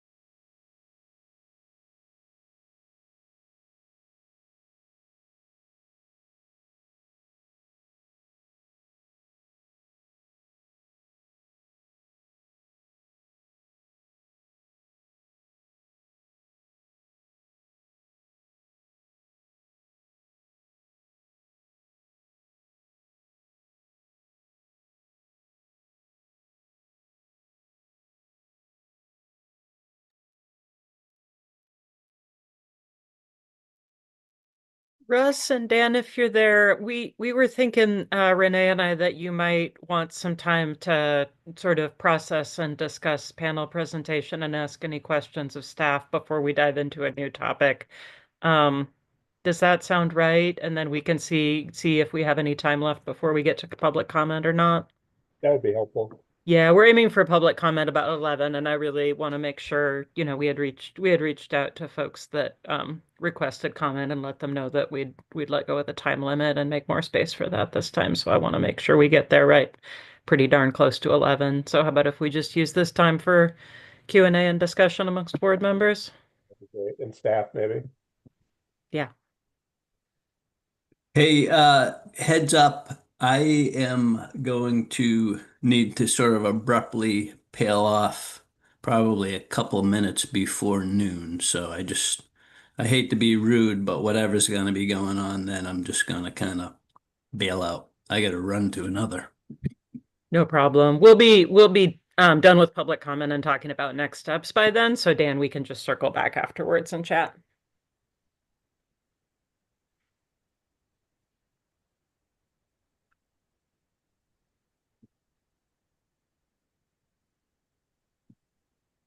We had so many things we wanted to say about the foundational habitat question, but we'll have to wait for the next meeting.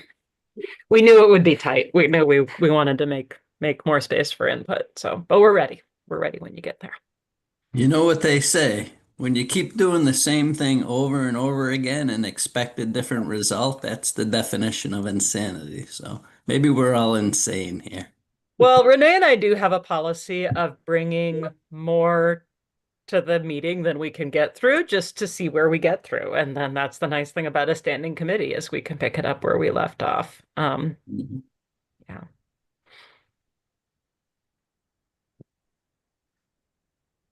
Well, co-chairs, well, you don't have members. Maybe I'll let you take it from here, though.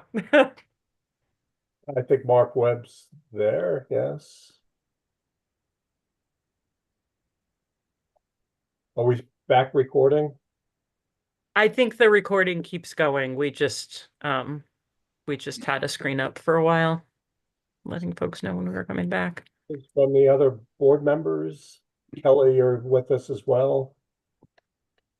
My guess is Kelly probably got pulled into something and will rejoin us when she can. Well, Mark, Dan, other observations at this point? Yeah, questions and suggestions, but I can follow y'all. Please go. Well, one thing, I think it was Stan at the end, I would encourage OWEB to consider something like this. So ODF and ODF has a good neighbor authority with the U.S. Forest Service, and I think the BLM. And so there are state funds that enable ODF staff to provide additional capacity. And when I heard Stan, it sounded like BPA was understaffed, and that's typical of the federal agencies now. If there's actually money available or the need to accelerate review of applications, it might be a good place to use state funds to support a federal individual or somebody from the state that's taking that, just as a way to get additional resources. So just a suggestion. I know that when Paul Henson was the U.S. Fish and Wildlife head of the state, he funded a person in NOAA or NIMS.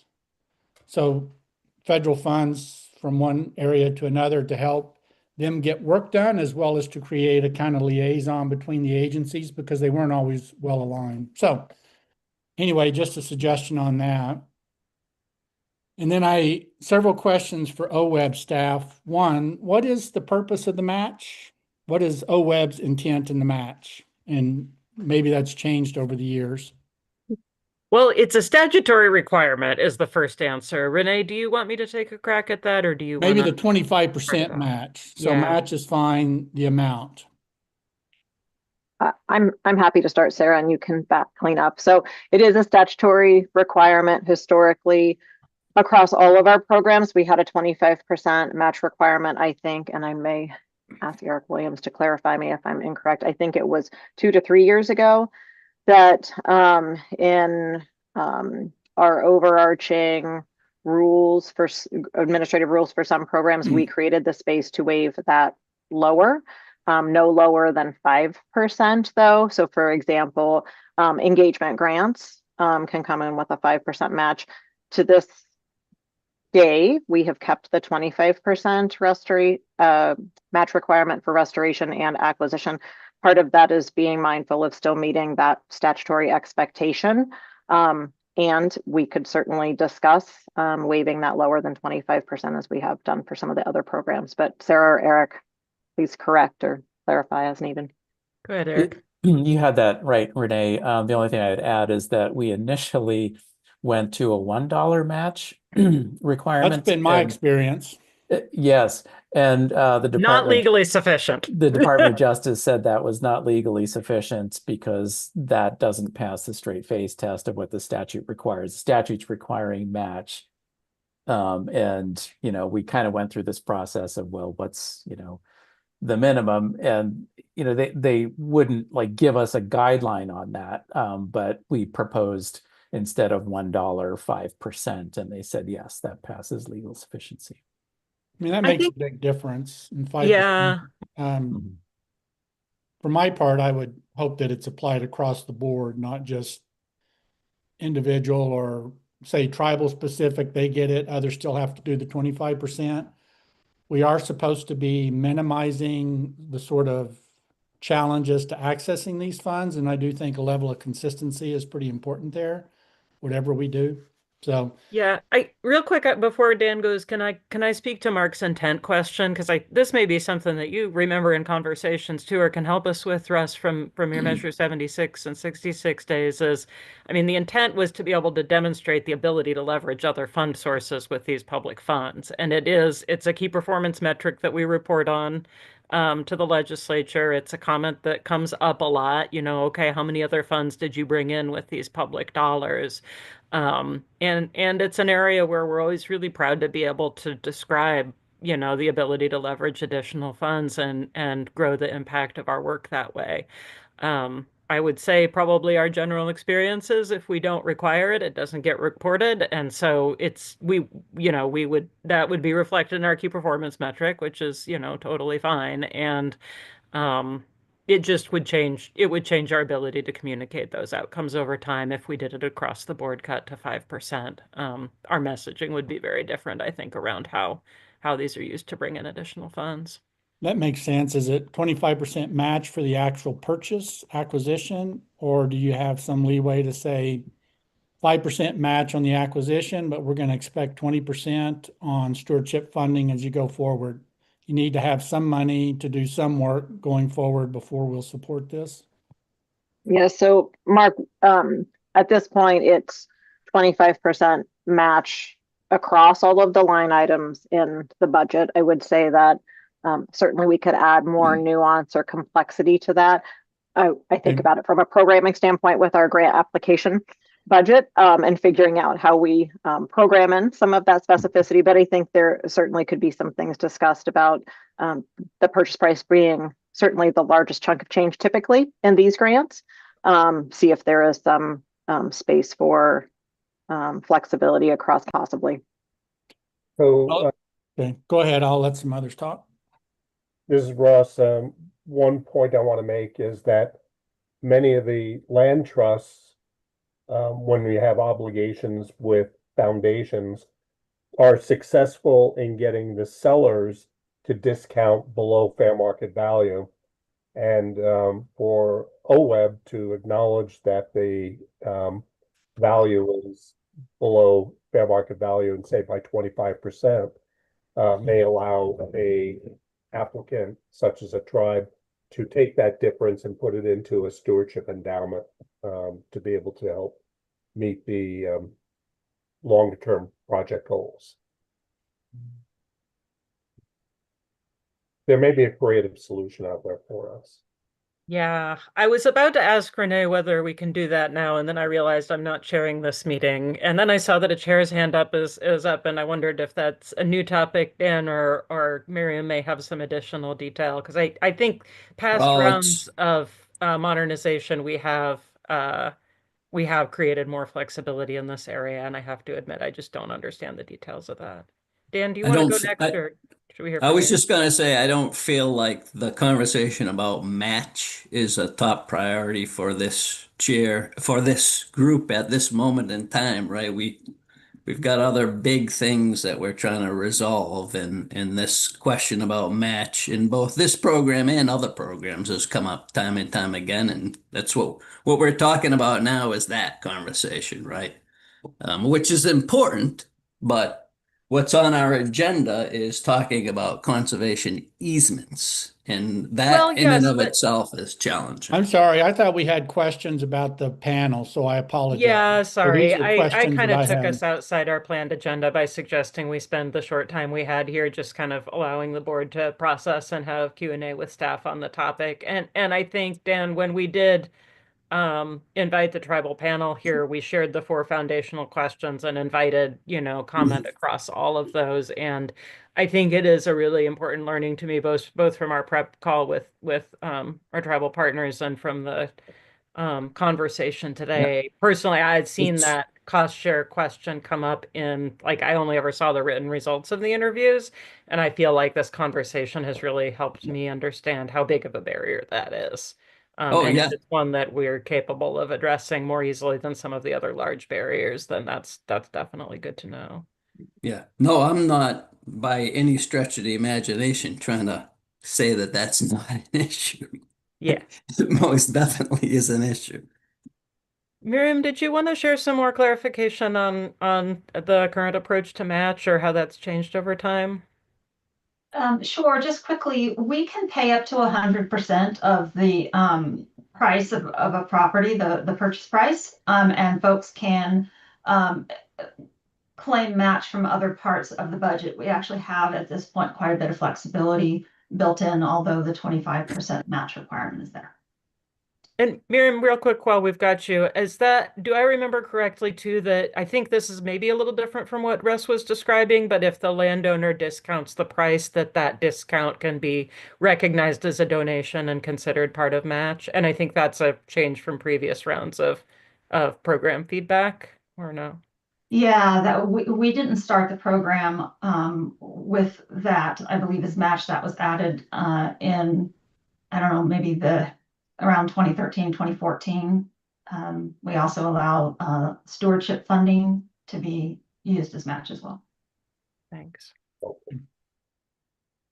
So back to the issue, the bigger issue, the conservation easements. Sarah, I think you were referring to necessity of change of law if we have to go to if we want to proceed down an MOU path, and just wondering if you have had dialogue with the governor's office about that possibility and what path we might take to address this issue of the conservation easement and a special carve out for the tribes and their ability to expedite a broader relationship as it relates to the commitments to the future condition. Yeah, back on that, Russ. And I think, I guess what I would remind folks is our previous conversations on our title restriction statute, or S-541-960. That's what we're wrestling with here. It's not that we're not able to start a conversation about an MOA. It's that I don't want to call folks into that conversation if we don't think we can truly address their primary concern through it. And so, the feedback that we've gotten so far, our legal research, our best understanding is that some of these other mechanisms, unless they begin to take a form that would approach what we've got in conservation easements and the concern about the limited waiver of sovereign immunity, just are not going to meet that 541-960 title restriction statute. And so that's the part that would need, to the best of our current understanding, legislative action. And I'm happy to be a partner in that, but I think it does deserve a broader conversation with the full board and with the governor's office. And I think we want to sit down and really have some focused conversations about what the solution is. Is it just a waiver for tribal governments to 541 960? Is it a change to the definition of what passes as a title restriction statute? But that's what, or title restriction, but that's what kind of steers us towards that conversation. And what we don't want to do is, throw a solution on the table that's not actually going to solve the problem, right? And the language that Anton shared towards the beginning of our conversation from their BPA easement, I think, is another route for us to do some research around that we haven't explored before. We talked briefly about that both in the panel and then just individually a couple of days ago. And so Anton was kind enough to do some additional research, I think, following up on that conversation. So that's the first time we've really surfaced that. I mean, just remember that our federal partners and other funders are not dealing with a statute that says that they have to have a title restriction that's enforceable. And so it's very possible that they've found a solution that they can implement within their statute, and also the unique role between the federal government and sovereign tribal governments. And we'll explore it and see if there's a path there that we haven't gone down before. But I want to be clear and make sure we get that clarified on the record. Our hesitancy to step into something like an MOA is not a matter of trust or concern or, any kind of indication that we're not willing to work on these issues together as a collaborative partner. We're just concerned that we need a legislative fix, and I don't want to waste everybody's time pursuing an MOA if it's not going to actually solve the problem. So I think we'll continue to run down these couple of additional ideas, but what we shared in the memo, and the policy options communication was we have looked really hard over several years now, and we haven't found a solution that wouldn't require legislative change. But open to running down anything else folks can put on the table. We've gotten a clear opinion that a tribal resolution or an MOA would not meet that requirement. I wish it did, frankly. I feel like I'm sort of, back to our ongoing question. Is it the conservation easement or is it the stuff that's in the conservation easement? What I hear from the tribal conversation today, which I still need to understand a little bit better, is it sounds like in a conservation easement with the tribes, there's a specific thing in there about a waiver of, and I always screw up the word, sovereign immunity. A limited waiver of sovereign immunity, because it wouldn't be enforceable. Hold on. I just want to say what I'm hearing overall is that it's not necessarily conservation easements in and of themselves. We've heard land trusts are using them. We've heard from the tribes today that they are using them.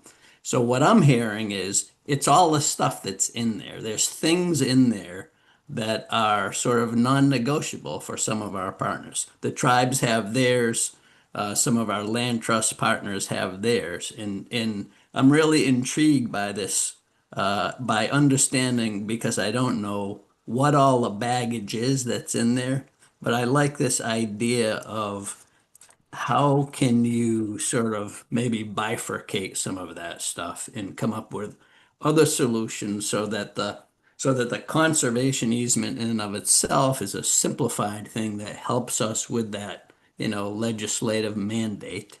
And potentially we have other mechanisms that we can utilize to address some of these other issues in different ways that work for our trusted partners. Our tribes are trusted, and so are the land trust. All of these we work through these folks, so we do need to kind of work on that trust thing, I think.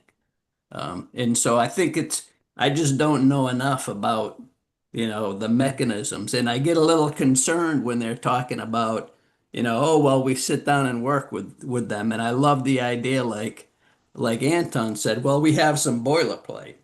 And so if there's any possibility to kind of have some of that stuff ahead of time, find out what's working, kind of incorporate it into ours.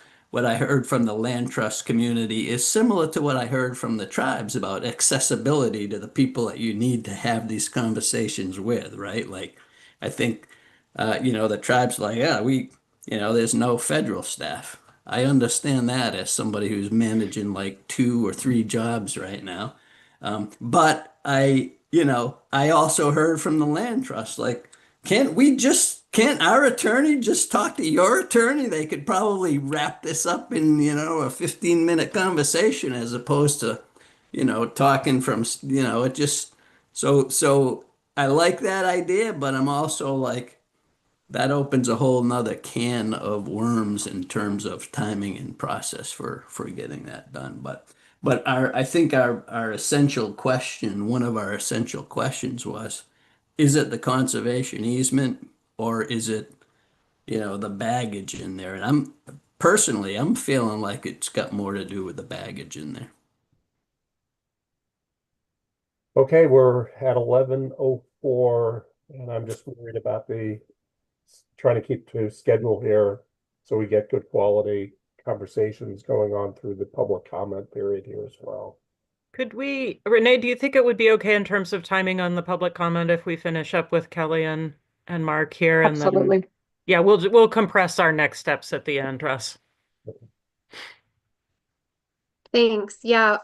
So I just want to clarify, I think the trust comment from me, is not necessarily that, because I feel like if OWEB was really untrusting or unwilling to work with us, we wouldn't be even having this conversation.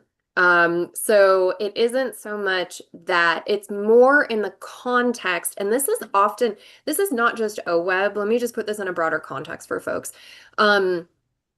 It is, I have run into this from a number of places, putting on my tribal natural resources director hat, of people assuming that if they don't have something very specifically written for how a tribe is going to exactly manage something, that we will manage it in a way that is inconsistent with, stewardship principles or conservation into the future.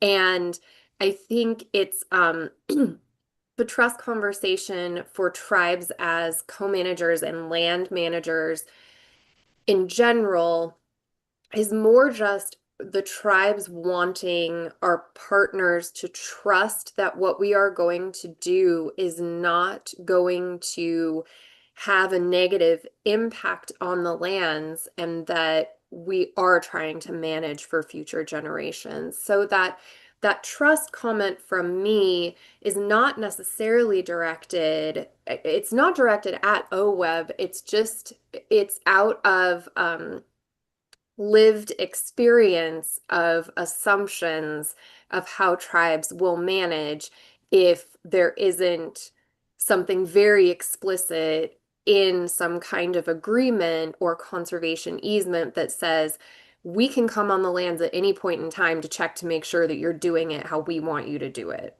And it's very off-putting to have that. And it is very much like an automatic break in trust to have language like that in an agreement that says we need to make sure that you're doing this right, and I think it brings up a lot of things like, past for tribes as well. And so that's the overall context for the trust building as far as land managers as co-stewards goes. And so I just wanted to put that out there, that we're just trying to look at, like, how do we have some language that basically says, like, hey, we trust that you're going to do the right thing. And we want to have checkpoints with you to make sure we're still in alignment moving forward, So it's really just about the language that's in there and how that's drafted. So I hope that helps to clarify. So Kelly, that's really helpful. And I think that, again, our charge is that we develop best practices moving forward. And I think you're getting to the core of the basic principles of best practices. And we have to keep sight of that as we craft our final recommendations.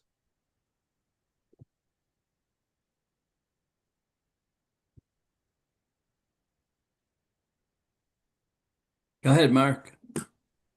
Yeah, I just want to echo what you were saying and maybe a bit of what Kelly was just saying in terms of the language. Just my continuing conviction that it's the content or the language in the conservation easement and the language and the approach, maybe the philosophical approach or perspective in the management plan that we could focus on and would make a big difference for everybody involved.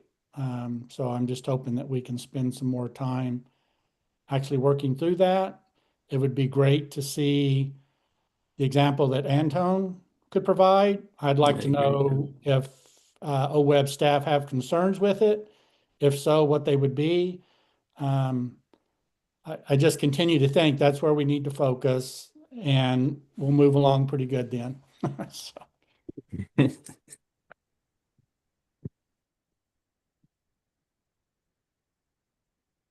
So chairs, if you can shift us into public comment, and I'm going to Yes. ask either Renee or Nicole, there were a couple of folks that specifically, let us know in advance that some extra time would be helpful. So I don't know if there's anything more than like, let's take off the 3-minute limit, or if there's any, sideboards that we'd recommend or the co-chairs want to place on comment. Yeah. We'll let you guys know that was a something we were willing to test out, but I just want to make sure that we know sort of who we're expecting so that we don't get compressed against the end of the meeting now.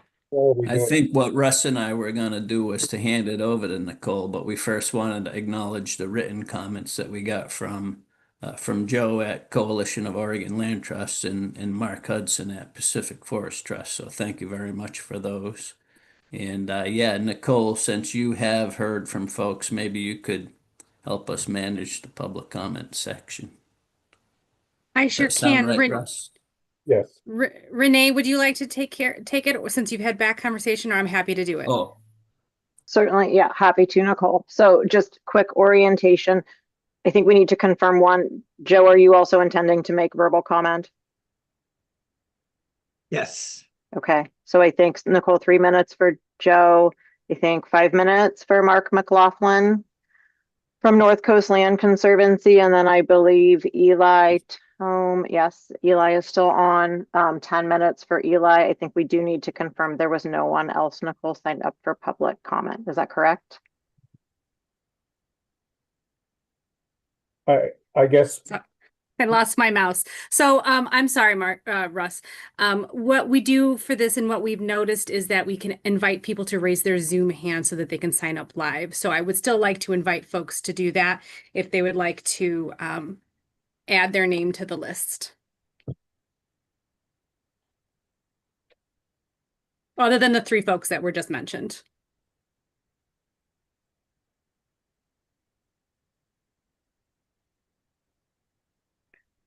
Okay, Russ.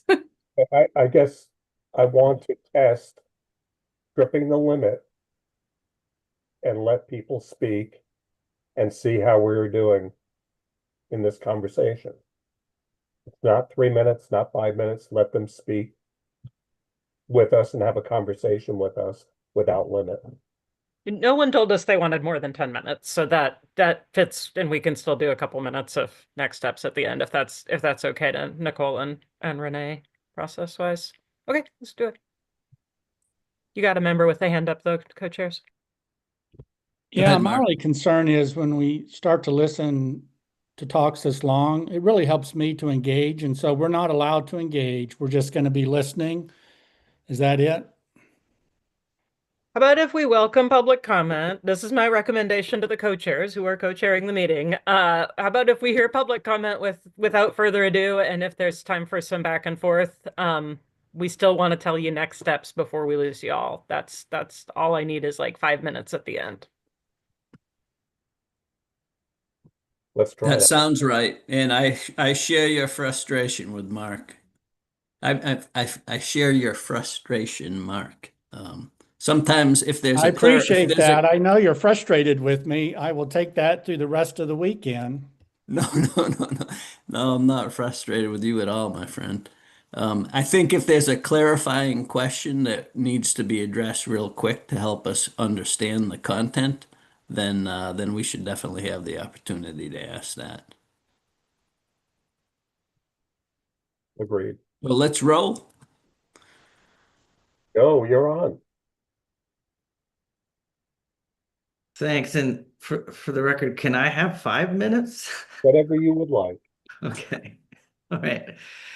Well, members of the ARA committee, thanks for the opportunity to provide public comment today. For the record, my name's Joe Botafuco. I'm executive director of a coalition of Oregon land trusts.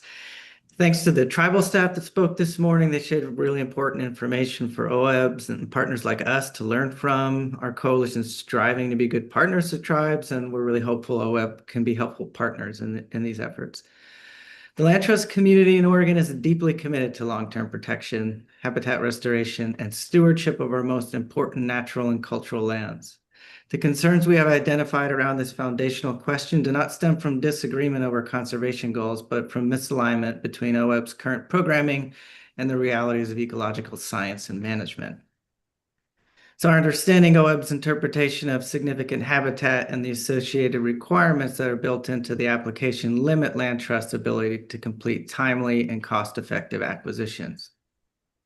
It's also our perspective OEB has increasingly equated significant habitat with high-quality existing ecological composition and structure. Ecological function is another important factor to considering significance. This focus on immediate compositional indicators of significance does not recognize the dynamic nature of functional habitat or the importance of acting now to protect sites with strategic and context-dependent conservation value. Requiring detailed desired future conditions without associated stewardship and restoration funding creates unfunded obligations. Before this role, I spent 25 years working in land stewardship with 15 years at Nature Conservancy. I learned a lot about long-term care of land and restoration project, as well as the importance of restoring healthy human relationships with conservation lands, which we heard about this morning. I've written overly ambitious management plans to satisfy funders, but I've also been around long enough to see a 10-year management plan expire. In many cases, the highest priority restoration projects happened, but it can take a lot more than 10 years to fully realize a plan for desired future conditions of an entire property. And in some cases, it's not worth the effort to restore every inch of a property to a desired future condition. Often when the structure and function is healthy, significant habitat has been realized. One of the biggest things I learned is stewardship takes time and that we collectively still do not understand fully the impact our actions take. Climate change is only making this harder. Being a land steward is a humbling role. I personally recommend bringing some humility into what's required for applicants. There are many reasons why we need more time to develop restoration plans. Land trusts can't always get out on the land to do the right assessments during the acquisition process. And sinking a lot of time into an effort like that's a risk when there's no guarantee of funding success. Informed restoration planning often requires multiple years of careful observation to effectively assess restoration potential and strategies, and then prioritize and fund the work. OEB's approach forces applicants to make these plans prematurely and then incentivizes them to plan big to produce a more competitive application. As a stewardship practitioner, this is not a good approach to the important work of caring for land.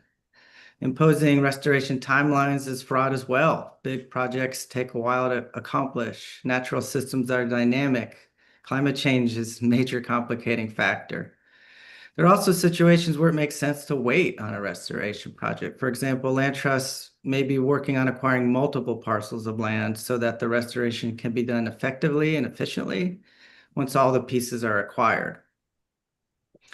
Land trusts are in the forever business. We don't want to own and manage low-value projects or bring these types of projects to OEB for funding. We're not advocating for watered-down habitat requirements or arguing land protection alone is sufficient in every acquisition. Here are some solutions that we came up with as a group. Eliminate desired future conditions as grant requirements. Instead, the application could require identification of potential restoration opportunities as context for decision-making. Recognize the dynamic nature of ecological systems. Flexibility is needed and timelines. and decouple acquisition funding from restoration obligations. Applicants should not be required to guarantee restoration outcomes unless OWEB commits funding and sets a realistic timeline for implementation. Just want to close. We heard this morning just the importance of how land protection ensures that restoration projects are durable over time. We heard that this morning. I just want to reiterate that, and it's a major component of Measure 76 to do this land protection. It's really important to our group, so just want to reiterate that. Thanks again for your time and commitment to this process. It's a lot of work, but we're really getting somewhere. Thank you, Joe.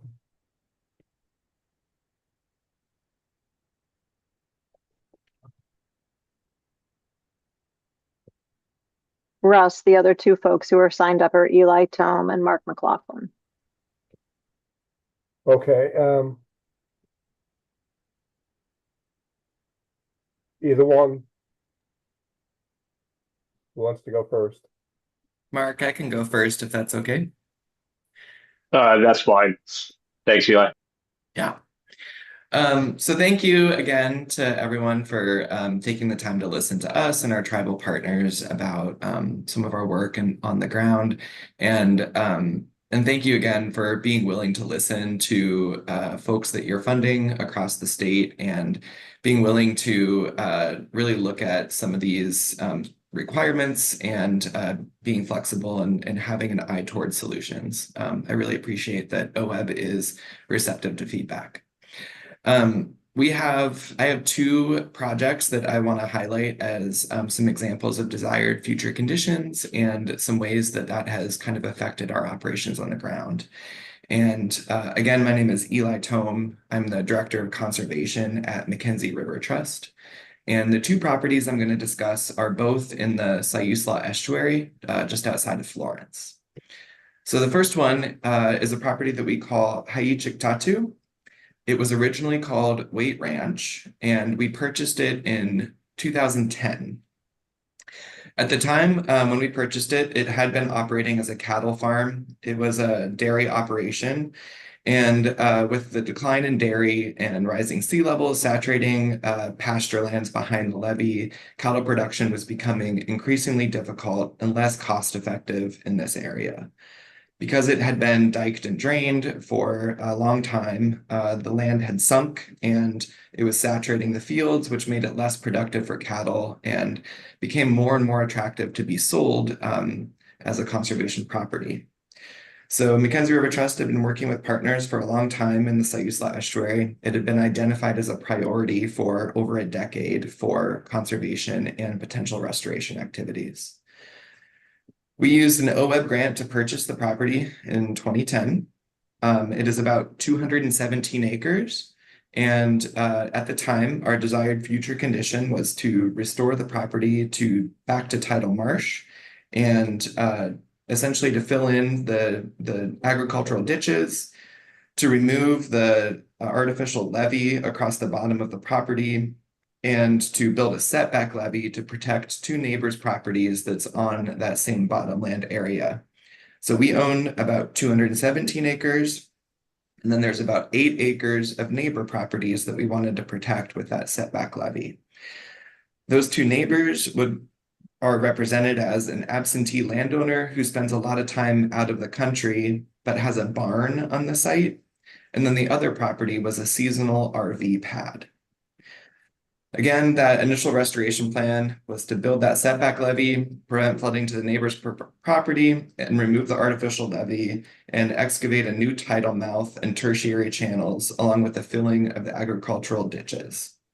In 2010, when we looked at that, we thought that that'd be a pretty simple restoration project, and that we thought that the timeline for that might be about 5 to 10 years for us to complete all those activities, including removing some infrastructure that was on the property, a house and a barn and some other infrastructure from the farming operations. Pretty soon after we started looking at restoration options, we found that Highway 126, which borders the property to the north, had not been engineered to modern standards, and the highway was built on old logging slash that was put in the tidal channel and had fill placed on top of it. In our negotiations, we needed permission from ODOT to be able to tie in our setback levy to protect those other two neighbors on the property. ODOT became increasingly hard to work with, and they essentially had a standard of 0 inches of subsidence on the highway that would be caused from our project activities. Because the highway had not been engineered and it was built on logging slash with fill on top of it, if we put more water on our property, it would cause subsidence on the highway, which would have caused bumps in the highway. Those impacts would have been pretty soon after the restoration work, and we wanted to work on some common sense solutions, like looking at, are there ways that we could potentially fund resurfacing the highway after the subsidence occurred, or were there other alternatives that we could look at to help protect the highway? In the end, ODOT would not budge. We could not have any impact on the highway, and the only solution for a restoration design was a 1.25 mile long setback levee that's about 12 feet tall, and that is, of course, reducing the number of acres that we're bringing to restoration. It took us 12 years to get through design on that property because we were looking at very many alternatives, trying to figure out ways we could maximize habitat restoration. We expended a lot of money on design and a lot of time. So in that 12 years, we also forged a really strong relationship with the Confederated Tribes of the Coos, Lower Umpqua, and Sayusla Indians, a relationship that we're continuing today, and which did restore a place name in the Sayusla language, renaming the property from Wait Ranch to Haichiktatu, which is a Sayusla word, which means the heart of the big river. MRT was out of compliance starting in 2020 through today because our desired future condition was restored tidal estuary. It took 12 years, again, to design that project, and then it's going to take 4 years for us to implement the project. And the total cost of implementation, while it's not done, and we're not done with all the revegetation work out there, it's looking like it's going to land somewhere near $19 million. And that's partially because of that very long setback levee that we're having to build that will protect the highway for a very long time, which is good. But a point being that also with that very large price tag, we've been really successful at receiving a lot of federal funds, and OWEB represents about 3% of the total project cost that it is costing to restore and design that project. So just keeping in mind the overall cost of some of these projects can be quite large. The second property I want to talk about is a property we call North Fork Bend. It's on the North Fork of the Sayusla, so still in the estuary and really close to where Haichiktatu is. So similar to Haichiktatu, this property was identified as a conservation priority, partially based off of Laura Brophy's work to identify restoration priorities in Oregon's wet estuaries. Similar to Haich, it had also been a cattle operation for a long time and has agricultural levees around the outside of it. And the landowner there saw that those pastures were getting increasingly wet. The levees were at more and more risk of breaking, and it made sense to sell to conservation because he could see that the future of that property was not a dairy operation any longer, and that it made more sense as a restored estuary. MRT secured an agreement to purchase this property in 2016 after several years of relationship building with that landowner. MRT had a signed option agreement from the landowner in 2016 with an agreement on appraised value between $2,000 and $2,300 per acre, which would have been a total sale of $494,000 to $568,000. We applied to an OWEB acquisition grant But because MRT was out of compliance for Hayuchik-Tatu and the desired future conditions had not been realized yet, and we still did not have a pathway toward restoring Hayuchik-Tatu at the time because of some of the complications with ODOT, the board voted not to approve the acquisition project.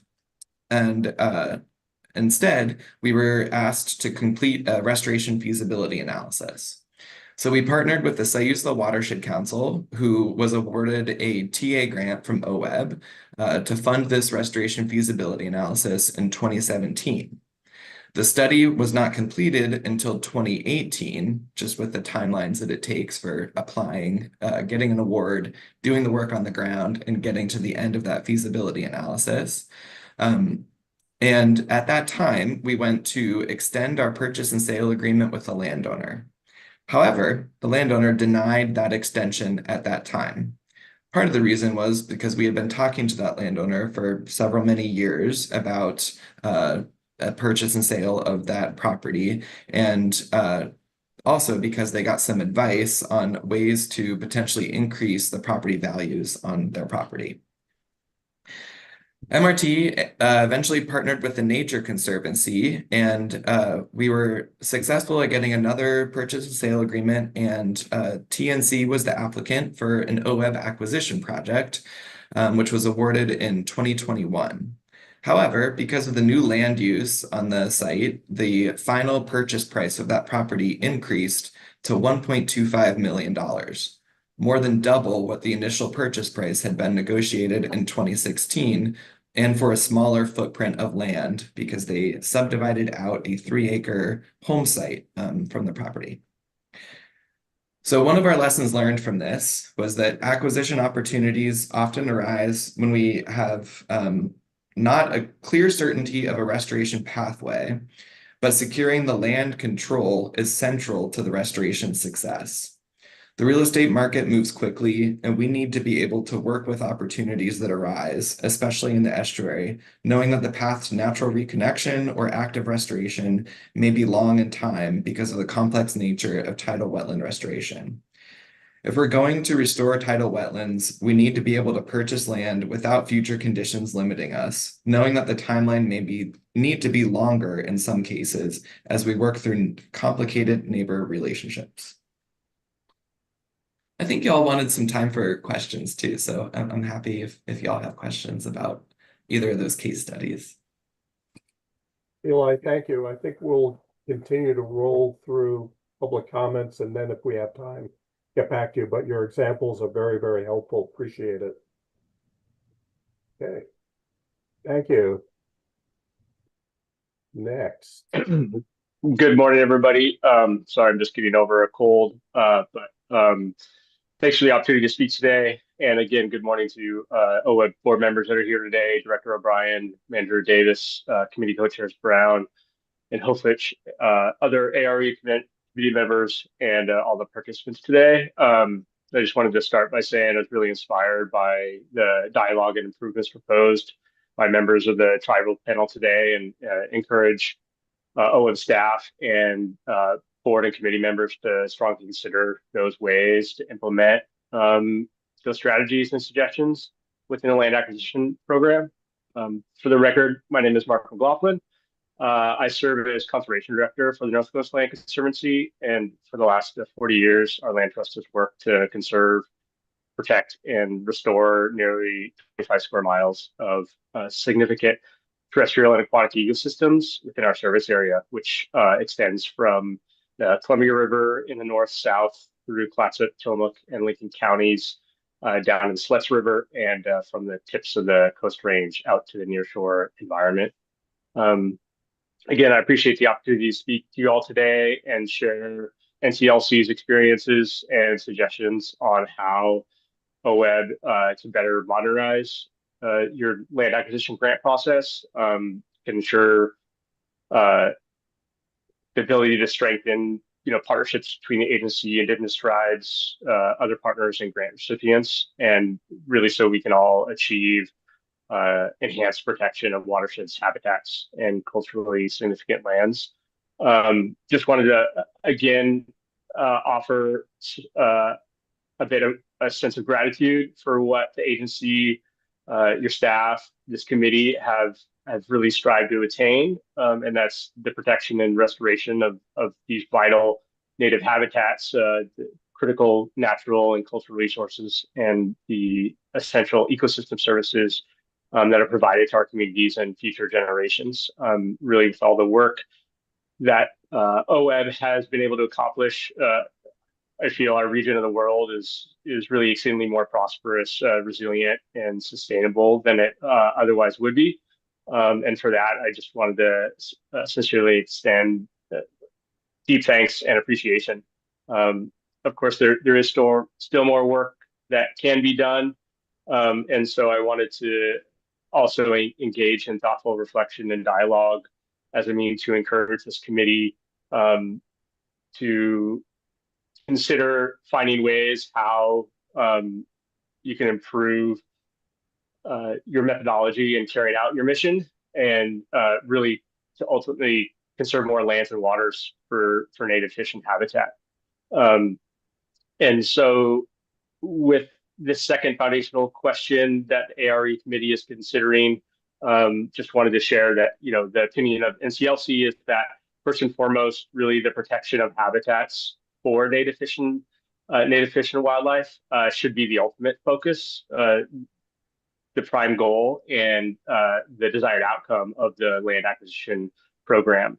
So restoration opportunities, although they're certainly going to exist, they really should be treated as an added bonus. So we should strive to conserve ecosystems now, even as they are, because that's going to help us really create more sustainable, long-term, and resilient landscapes overall. And we do propose that OWEB can do this, that we can administer this process while still maintaining all of the constitutional and statutory language requirements, as well as your program sideboards. So restoration, again, are conditions that can and should be aspirational, and should be included as designated targets. But even really, if additional restoration funding is committed, even at the time of restoration, and that could certainly help. As Eli even illustrated, right, there's still many factors that are going to be outside of our control that could impact really the project feasibility. And so really we feel restoration just shouldn't be required outright. And also just there's a concern that if past implementation of agency guidance and policy really remains the status quo, that OWEB could in a sense play a role in really the omission of some viable conservation project opportunities, which ultimately might result in a detriment of native fish and wildlife habitat.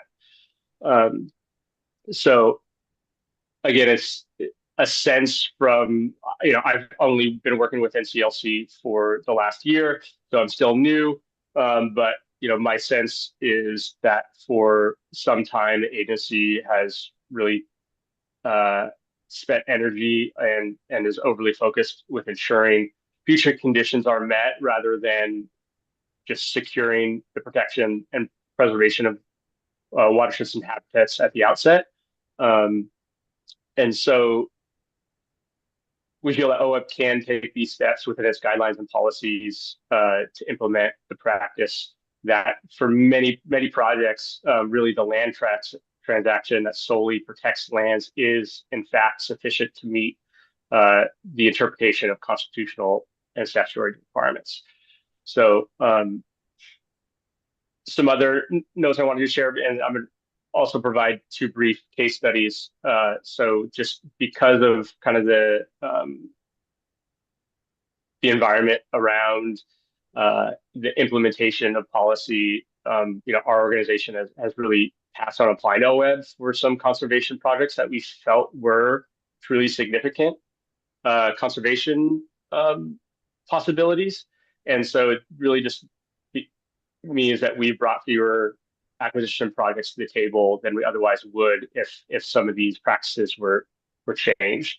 And so also we hope that OWEB truly considering protecting, maintaining, and supporting watersheds and habitats for native fish and wildlife, that stewardship costs should be part of eligible acquisition funding, and could also consider reducing the cost share requirements for grantees. And then, the term desired in of itself is really self-fulfilling, right? It's by definition arguably aspirational, and so we just feel it should be treated as such in policy implementation and practice. So there's 2 projects I just wanted to briefly share that can kind of be illustrative of some of the viewpoints that I've already shared. One is Boneyard Ridge, and the other is Tillamook River Wetlands. And so Boneyard Ridge, was a 360-acre project, and both of these were completed in the last decade. But Boneyard Ridge was, again, 360 acres, and it's adjacent to our Circle Creek Wetland Habitat Reserve. So that actually is completed nearly 725 acres of NCLC owned and managed, as well as OWEB invested protected forests, streams, and wetlands. But this project kind of fit a missing piece of connectivity and helped establish, thousands of acres of a continuous block of conserved lands from the nearshore ocean with the Cola State Park and through the summit of Tillamook Head and east to the Kennebec River. So in our grant application for this project, it was stated that no immediate restoration would take place after acquisition, and that no particular set of desired future conditions would be required to achieve the ecological outcomes. And so that was agreed upon because a grant was awarded without those requirements of restoration or necessary future conditions. Although still aspirational goals were included when it did come down to finalizing the management plan for this project. We felt like there was significant pressure by OWEB staff in requiring certain active management actions that would actually achieve particular ecological outcomes. And so this is kind of an example of what we feel was potentially an overreach of agency mandated accountability and kind of this heavy-handedness in implementing agency policy, as opposed to what we were hoping for would be a more following what was approved in the application, those conservation outcomes, and taking a more collaborative approach in management planning. The second project is Tillamook River Wetlands. It's in Tillamook County, just south of the town of Tillamook. It was just over 70 acres of riparian wetlands, emergent forested wetlands, and upland forest. And so actually in our application, we did agree that there was opportunity to improve tidal wetland function and habitat complexity. And so we're not arguing that restoration wasn't good or that it was even important and ideal, but it was also something that we included because of it's a more compelling application. But the property actually, as a standalone, we would argue would still provide significant habitat for native fish and wildlife. So again, restoration was required. Of course, there wasn't significant assurances of restoration funding to follow.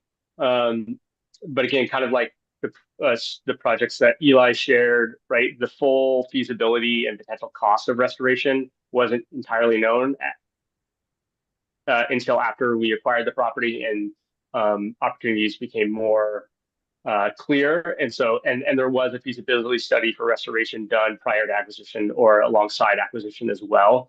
So that was another OWEB TA grant that project had.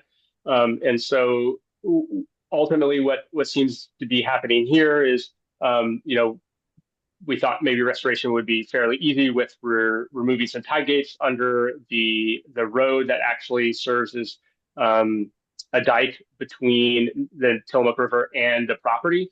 But because of a variety of factors and the Tillamook County Public Works opinions, that pathway wasn't viable. And so the preferred alternative then that was proposed, the funding to implement that restoration ultimately could end up being 150 times more than the initial OWEB acquisition investment. And so, and even today, right, it's still unknown if restored conditions are feasible given the still continued restoration funding that's required. And so just this uncertainty around the legally binding obligations that possibly won't be possible within a particular time frame, and what consequences that could result in, and what that means for our organization, right, is really of significant concern. So as a final note, and sorry, I'm taking more than 5 minutes probably, but just wanted to address in the memo that was provided to this committee by staff, there were 4, I believe, potential discussion topics, and just wanted to provide NCLC's suggested answers to those. So the first question, where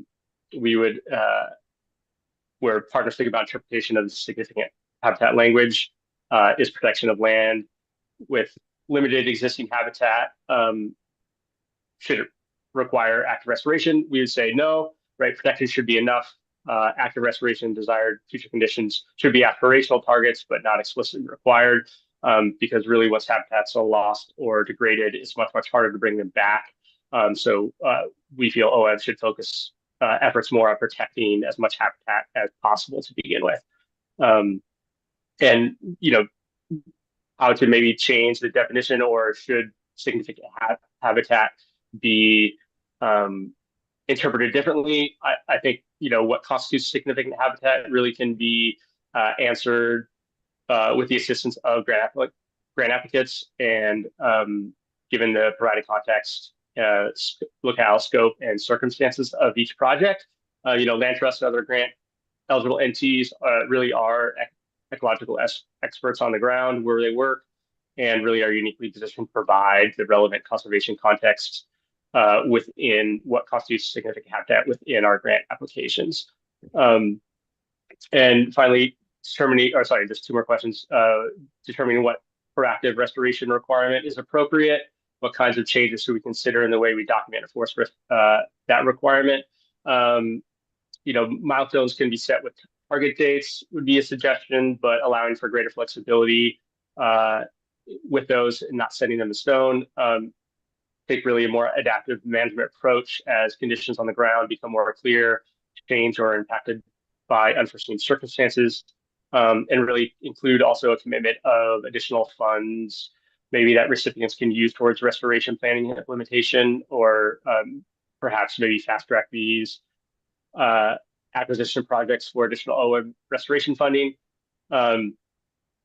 And then finally, in balancing accountability of public funds versus flexibility, we feel the balance in the past has really been heavily tilted towards accountability and risk aversion. And so this would be a great opportunity to ensure greater flexibility occurs despite all the constitutional and statutory language constraints. So again, thanks for this opportunity to share our thoughts and hopes for what this committee and what OWEB can continue to achieve. We all want the same thing, right? We want greater protections for habitats and watersheds for native fish and wildlife. And so really want to take this opportunity to continue to work together and not lose sight of our ultimate goal. So happy to take any questions about these projects or our opinions. And thanks again for this time. Really appreciate it. Thank you. I just want to be sensitive to our agenda and limitations here. Back to Sarah, what do you suggest we do to make sure we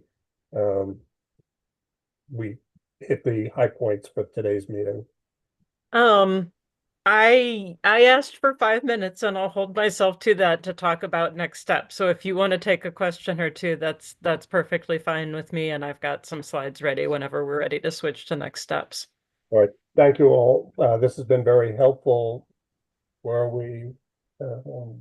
Any questions, the panelists? or I should say the speakers.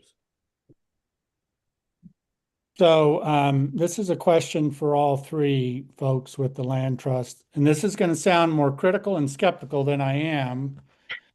But what I'm hearing is that you're just saying, you're telling OWEB to trust us, trust the land trust, and to essentially not put any conditions on the purchases.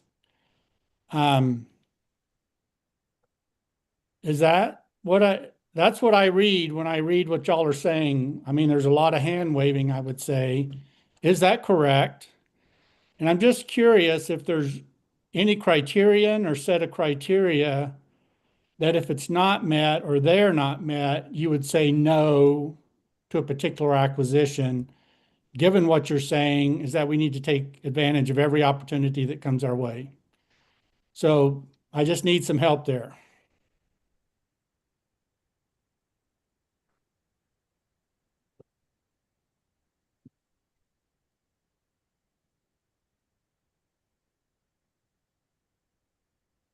Eli, do you want to try to tackle that one? Do you want me to? Yeah, I'm happy to maybe start and you can add. I don't think we're asking for no conditions. That's not what I heard from any of us. I think that we're asking for releasing the desired future conditions as a grant funding condition. And I think in the case studies that I presented, the desired future conditions, especially when working in the estuary, are really hard to predict at time of acquisition. And if we're not able to move on a property in a timely manner, that landowner is going to walk. And so in my example, the cost of the land more than doubled when we had that happen. So I think that it's not that we're asking for no restrictions, it's that the desired future conditions are pretty problematic when it comes to the time of grant application. And part of that is also remember that OWEB does have an 18-month due diligence process that often ends up being longer than 18 months and comes with a lot of funding conditions that many other funders do not require. Like you heard some of our tribal members say, which I think is probably not a surprise to the committee, OWEB is one of the last funding sources that land trusts and other land holding folks go to for land acquisition funding. And it's because y'all are pretty hard to work with. And there's lots of barriers to being able to get through that. And so I think that's kind of what we're asking for is the desired future conditions is one of the more tricky things to work through from our perspective. Joe, you probably have more to add to that though. I don't know. I mean, I struggle because I actually haven't gone through an OWEB application. And so I'm like you, Mark, who hasn't gone through it. And so I'm learning as we go. So I shared my perspectives and why it takes a long time to, really understand a property. And at the point where you're trying to negotiate it and buy it, that's not the point to set in stone desired future conditions and then be held to it like in Eli's case. So we're not asking that you just trust every applicant that comes to OWEB, but there has to be flexibility and it has to come later in the process, in the management planning process when you start to set those, and let's not set them so rigidly that there's not flexibility to the reality of what land management looks like. That's the more nuanced answer. I do appreciate your comments earlier about being having humility and being humble about the knowledge and aspirations that we need to study the land and listen to it carefully to be able to observe the cycles over time before we jump in and force a particular action. Yeah, so I appreciate the nuance there, but I'll just say I'm not sure I entirely agree, Russ, for this reason. And I'll just use Eastern Oregon as an example. Given European settlement, since that happened, probably most of the landscape is compromised or degraded in some way. And we have a good sense of what a healthy functioning landscape would be. So it's hard for me to see why OWEB would invest in a property unless we have some sense of what its opportunities or future potential is. and some expectation that if we're going to invest in that, we're going to have expectations about the new landowner whose job it is to oversee this land is going to take steps that direction. And I'm just hearing that there's frustration with that expectation, and I'm trying to address that so that I don't have it towards the land trust. Understand. I feel like and I don't know if it's appropriate to say this now or not. I got 1 minute before we got to give Sarah her wrap-up time, but I feel like there's two pathways here, right? There are places that have significant habitat that should just have their own path, and then there's places that have a lot of potential, and those are going to have, more baggage along with it. And potentially, what I'm also hearing is there could be a whole separate pathway. It's like money for acquisition and restoration in one package, right? That's targeted to those landscapes that we have an opportunity and need some uplift. But it's what's frustrating everybody is that we're trying to do a one size fits all, I think, and maybe that's not appropriate. Yeah, no. Sarah, you got your 5 minutes. Thank you guys. I really appreciate it. And I will say a huge appreciation for the comments. And I hope this has been a really great opportunity for the board to hear from partners this level of sort of depth and complexity and context around some of the stuff that if we put it in a memo, we're not really communicating very effectively the pro and con and push and pull and the kind of dynamic tension that we feel as staff around a lot of these issues. So I will warn you, those of you who know me well, and all board members do, for me to be quiet for 3 hours when there's a challenging and interesting topic on the table is not the easiest thing in the world. We had some great background slides. We will bring them back next time.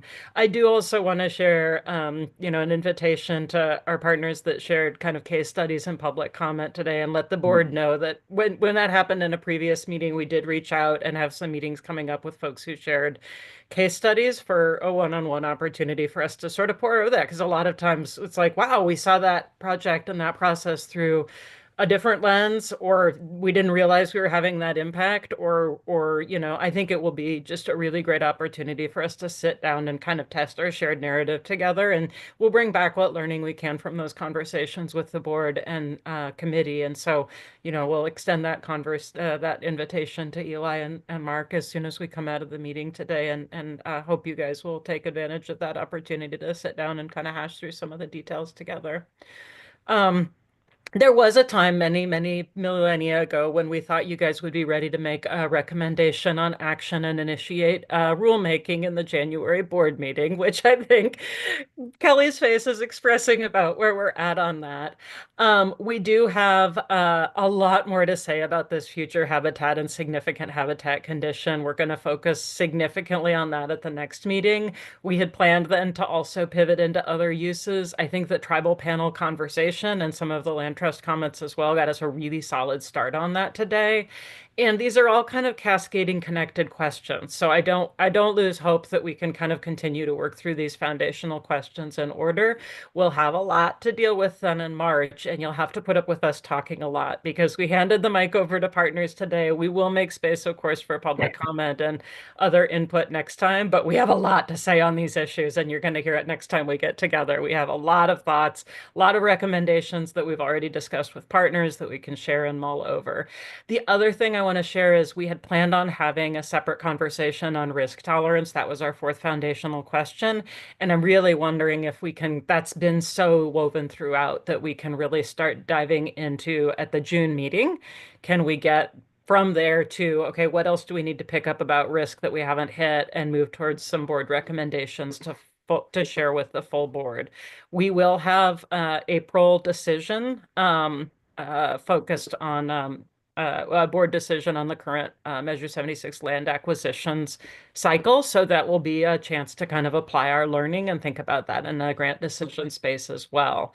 So that's what we're aiming for. And I also want to acknowledge before we start to lose folks here, members, you've had a lot thrown at you that's very deep and detailed for a lot of meetings consecutively. So we had a little extra meeting in October. We can talk to the co-chairs about whether that's something folks are going to request again, or that would be helpful. But we can also start, like our goal was to kind of put all the puzzle pieces on the table and then start sharing more about solutions. Some of our public comment or written public comment and our verbal public comment and tribal input has already, I think, really started us moving into that solution space. But we know it's a lot. And so staff are working on opportunities to sort of, how do we collate, bring this stuff together, help you with the synthesis, and help you frame out these decisions in a way that's not, I think as Dan was expressing earlier, like you're trying to find some binary decisions here to be able to navigate your way through a path where there are not a lot of binary decisions available, or maybe there are just a trillion of them. And so we are mindful of that. We know we've hit you with a lot, and some folks are having the my brain is full, look occasionally, and I feel that way too. And so we'll just be working both with you guys, with partners, with the co-chairs to think about starting with the next meeting, materials in between meetings to like be able to do that synthesis and help you find that solution space and process through these recommendations in a way. I promise we're not just going to come into the June meeting and be like, okay, what do you guys think? We got to get to a recommendation before the July meeting. So we'll start building some scaffolding to help you get there. We're not going to steer it. We're not just going to drop a staff recommendation on you and have you do a thumbs up, thumbs down, but we'll try to start pulling this stuff together in a little bit more workable form going forward, because we know it's been a lot, and we'll also need to talk. If it looks like we're initiating rulemaking, that'll be kind of our axle to, bring some of this stuff in. And there may be some sense in having like an instrument that allows the board to provide some kind of formal guidance or like a policy opinion or something like that. We've not done a ton of that at OWEB, so I want to explore with my other agency colleagues what a suitable mechanism might be that could allow the board to express some direction that might or might not be at the rulemaking level associated with this, or some kind of guidance, or here's how to think about this going forward. Please, continue program updates with these, these factors or these priorities or these values in mind, in addition to some more specific recommendations. So that's what we've got for next steps. I would encourage members, I hope you had a chance to look at the memo in advance of this meeting, because otherwise you would have missed out on a lot in public comment. We were kind of assuming that we would have had time to present, some foundational stuff before we got to public comment. But I think if you read the memo, you were in good shape. Do have a look at those materials again, if you would, after the meeting. And we'll circle back with the co-chairs and propose a structure going forward. But I think for now, if there are questions or additional information you definitely want us to bring in when we do a thorough presentation on that habitat question, please drop Renee or Nicole or I a line, or all three of us between now and then, or reach out to your co-chairs for a conversation, or reach out to me, but always CC Nicole so you don't get lost in my email landslide. And we'll do some pre-work to bring in specific questions. So when we do present, it's really reflecting what you might be wondering or needing some more information about after this meeting. Sarah, thank you. I believe that you've provided really solid background information, and I believe the two written comments we got from the Pacific Forest Trust and the Coalition of Oregon Land Trust raised additional questions, and having a summary memo from staff as to your perspective after getting the input from those two might be helpful to us to get to a solution.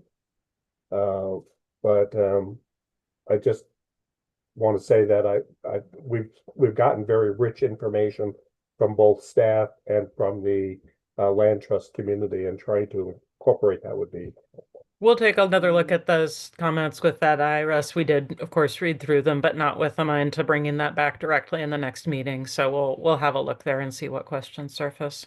Okay. Yeah. Good meeting. Thank you guys so much for your time. We'll see you again soon. Thanks, everyone.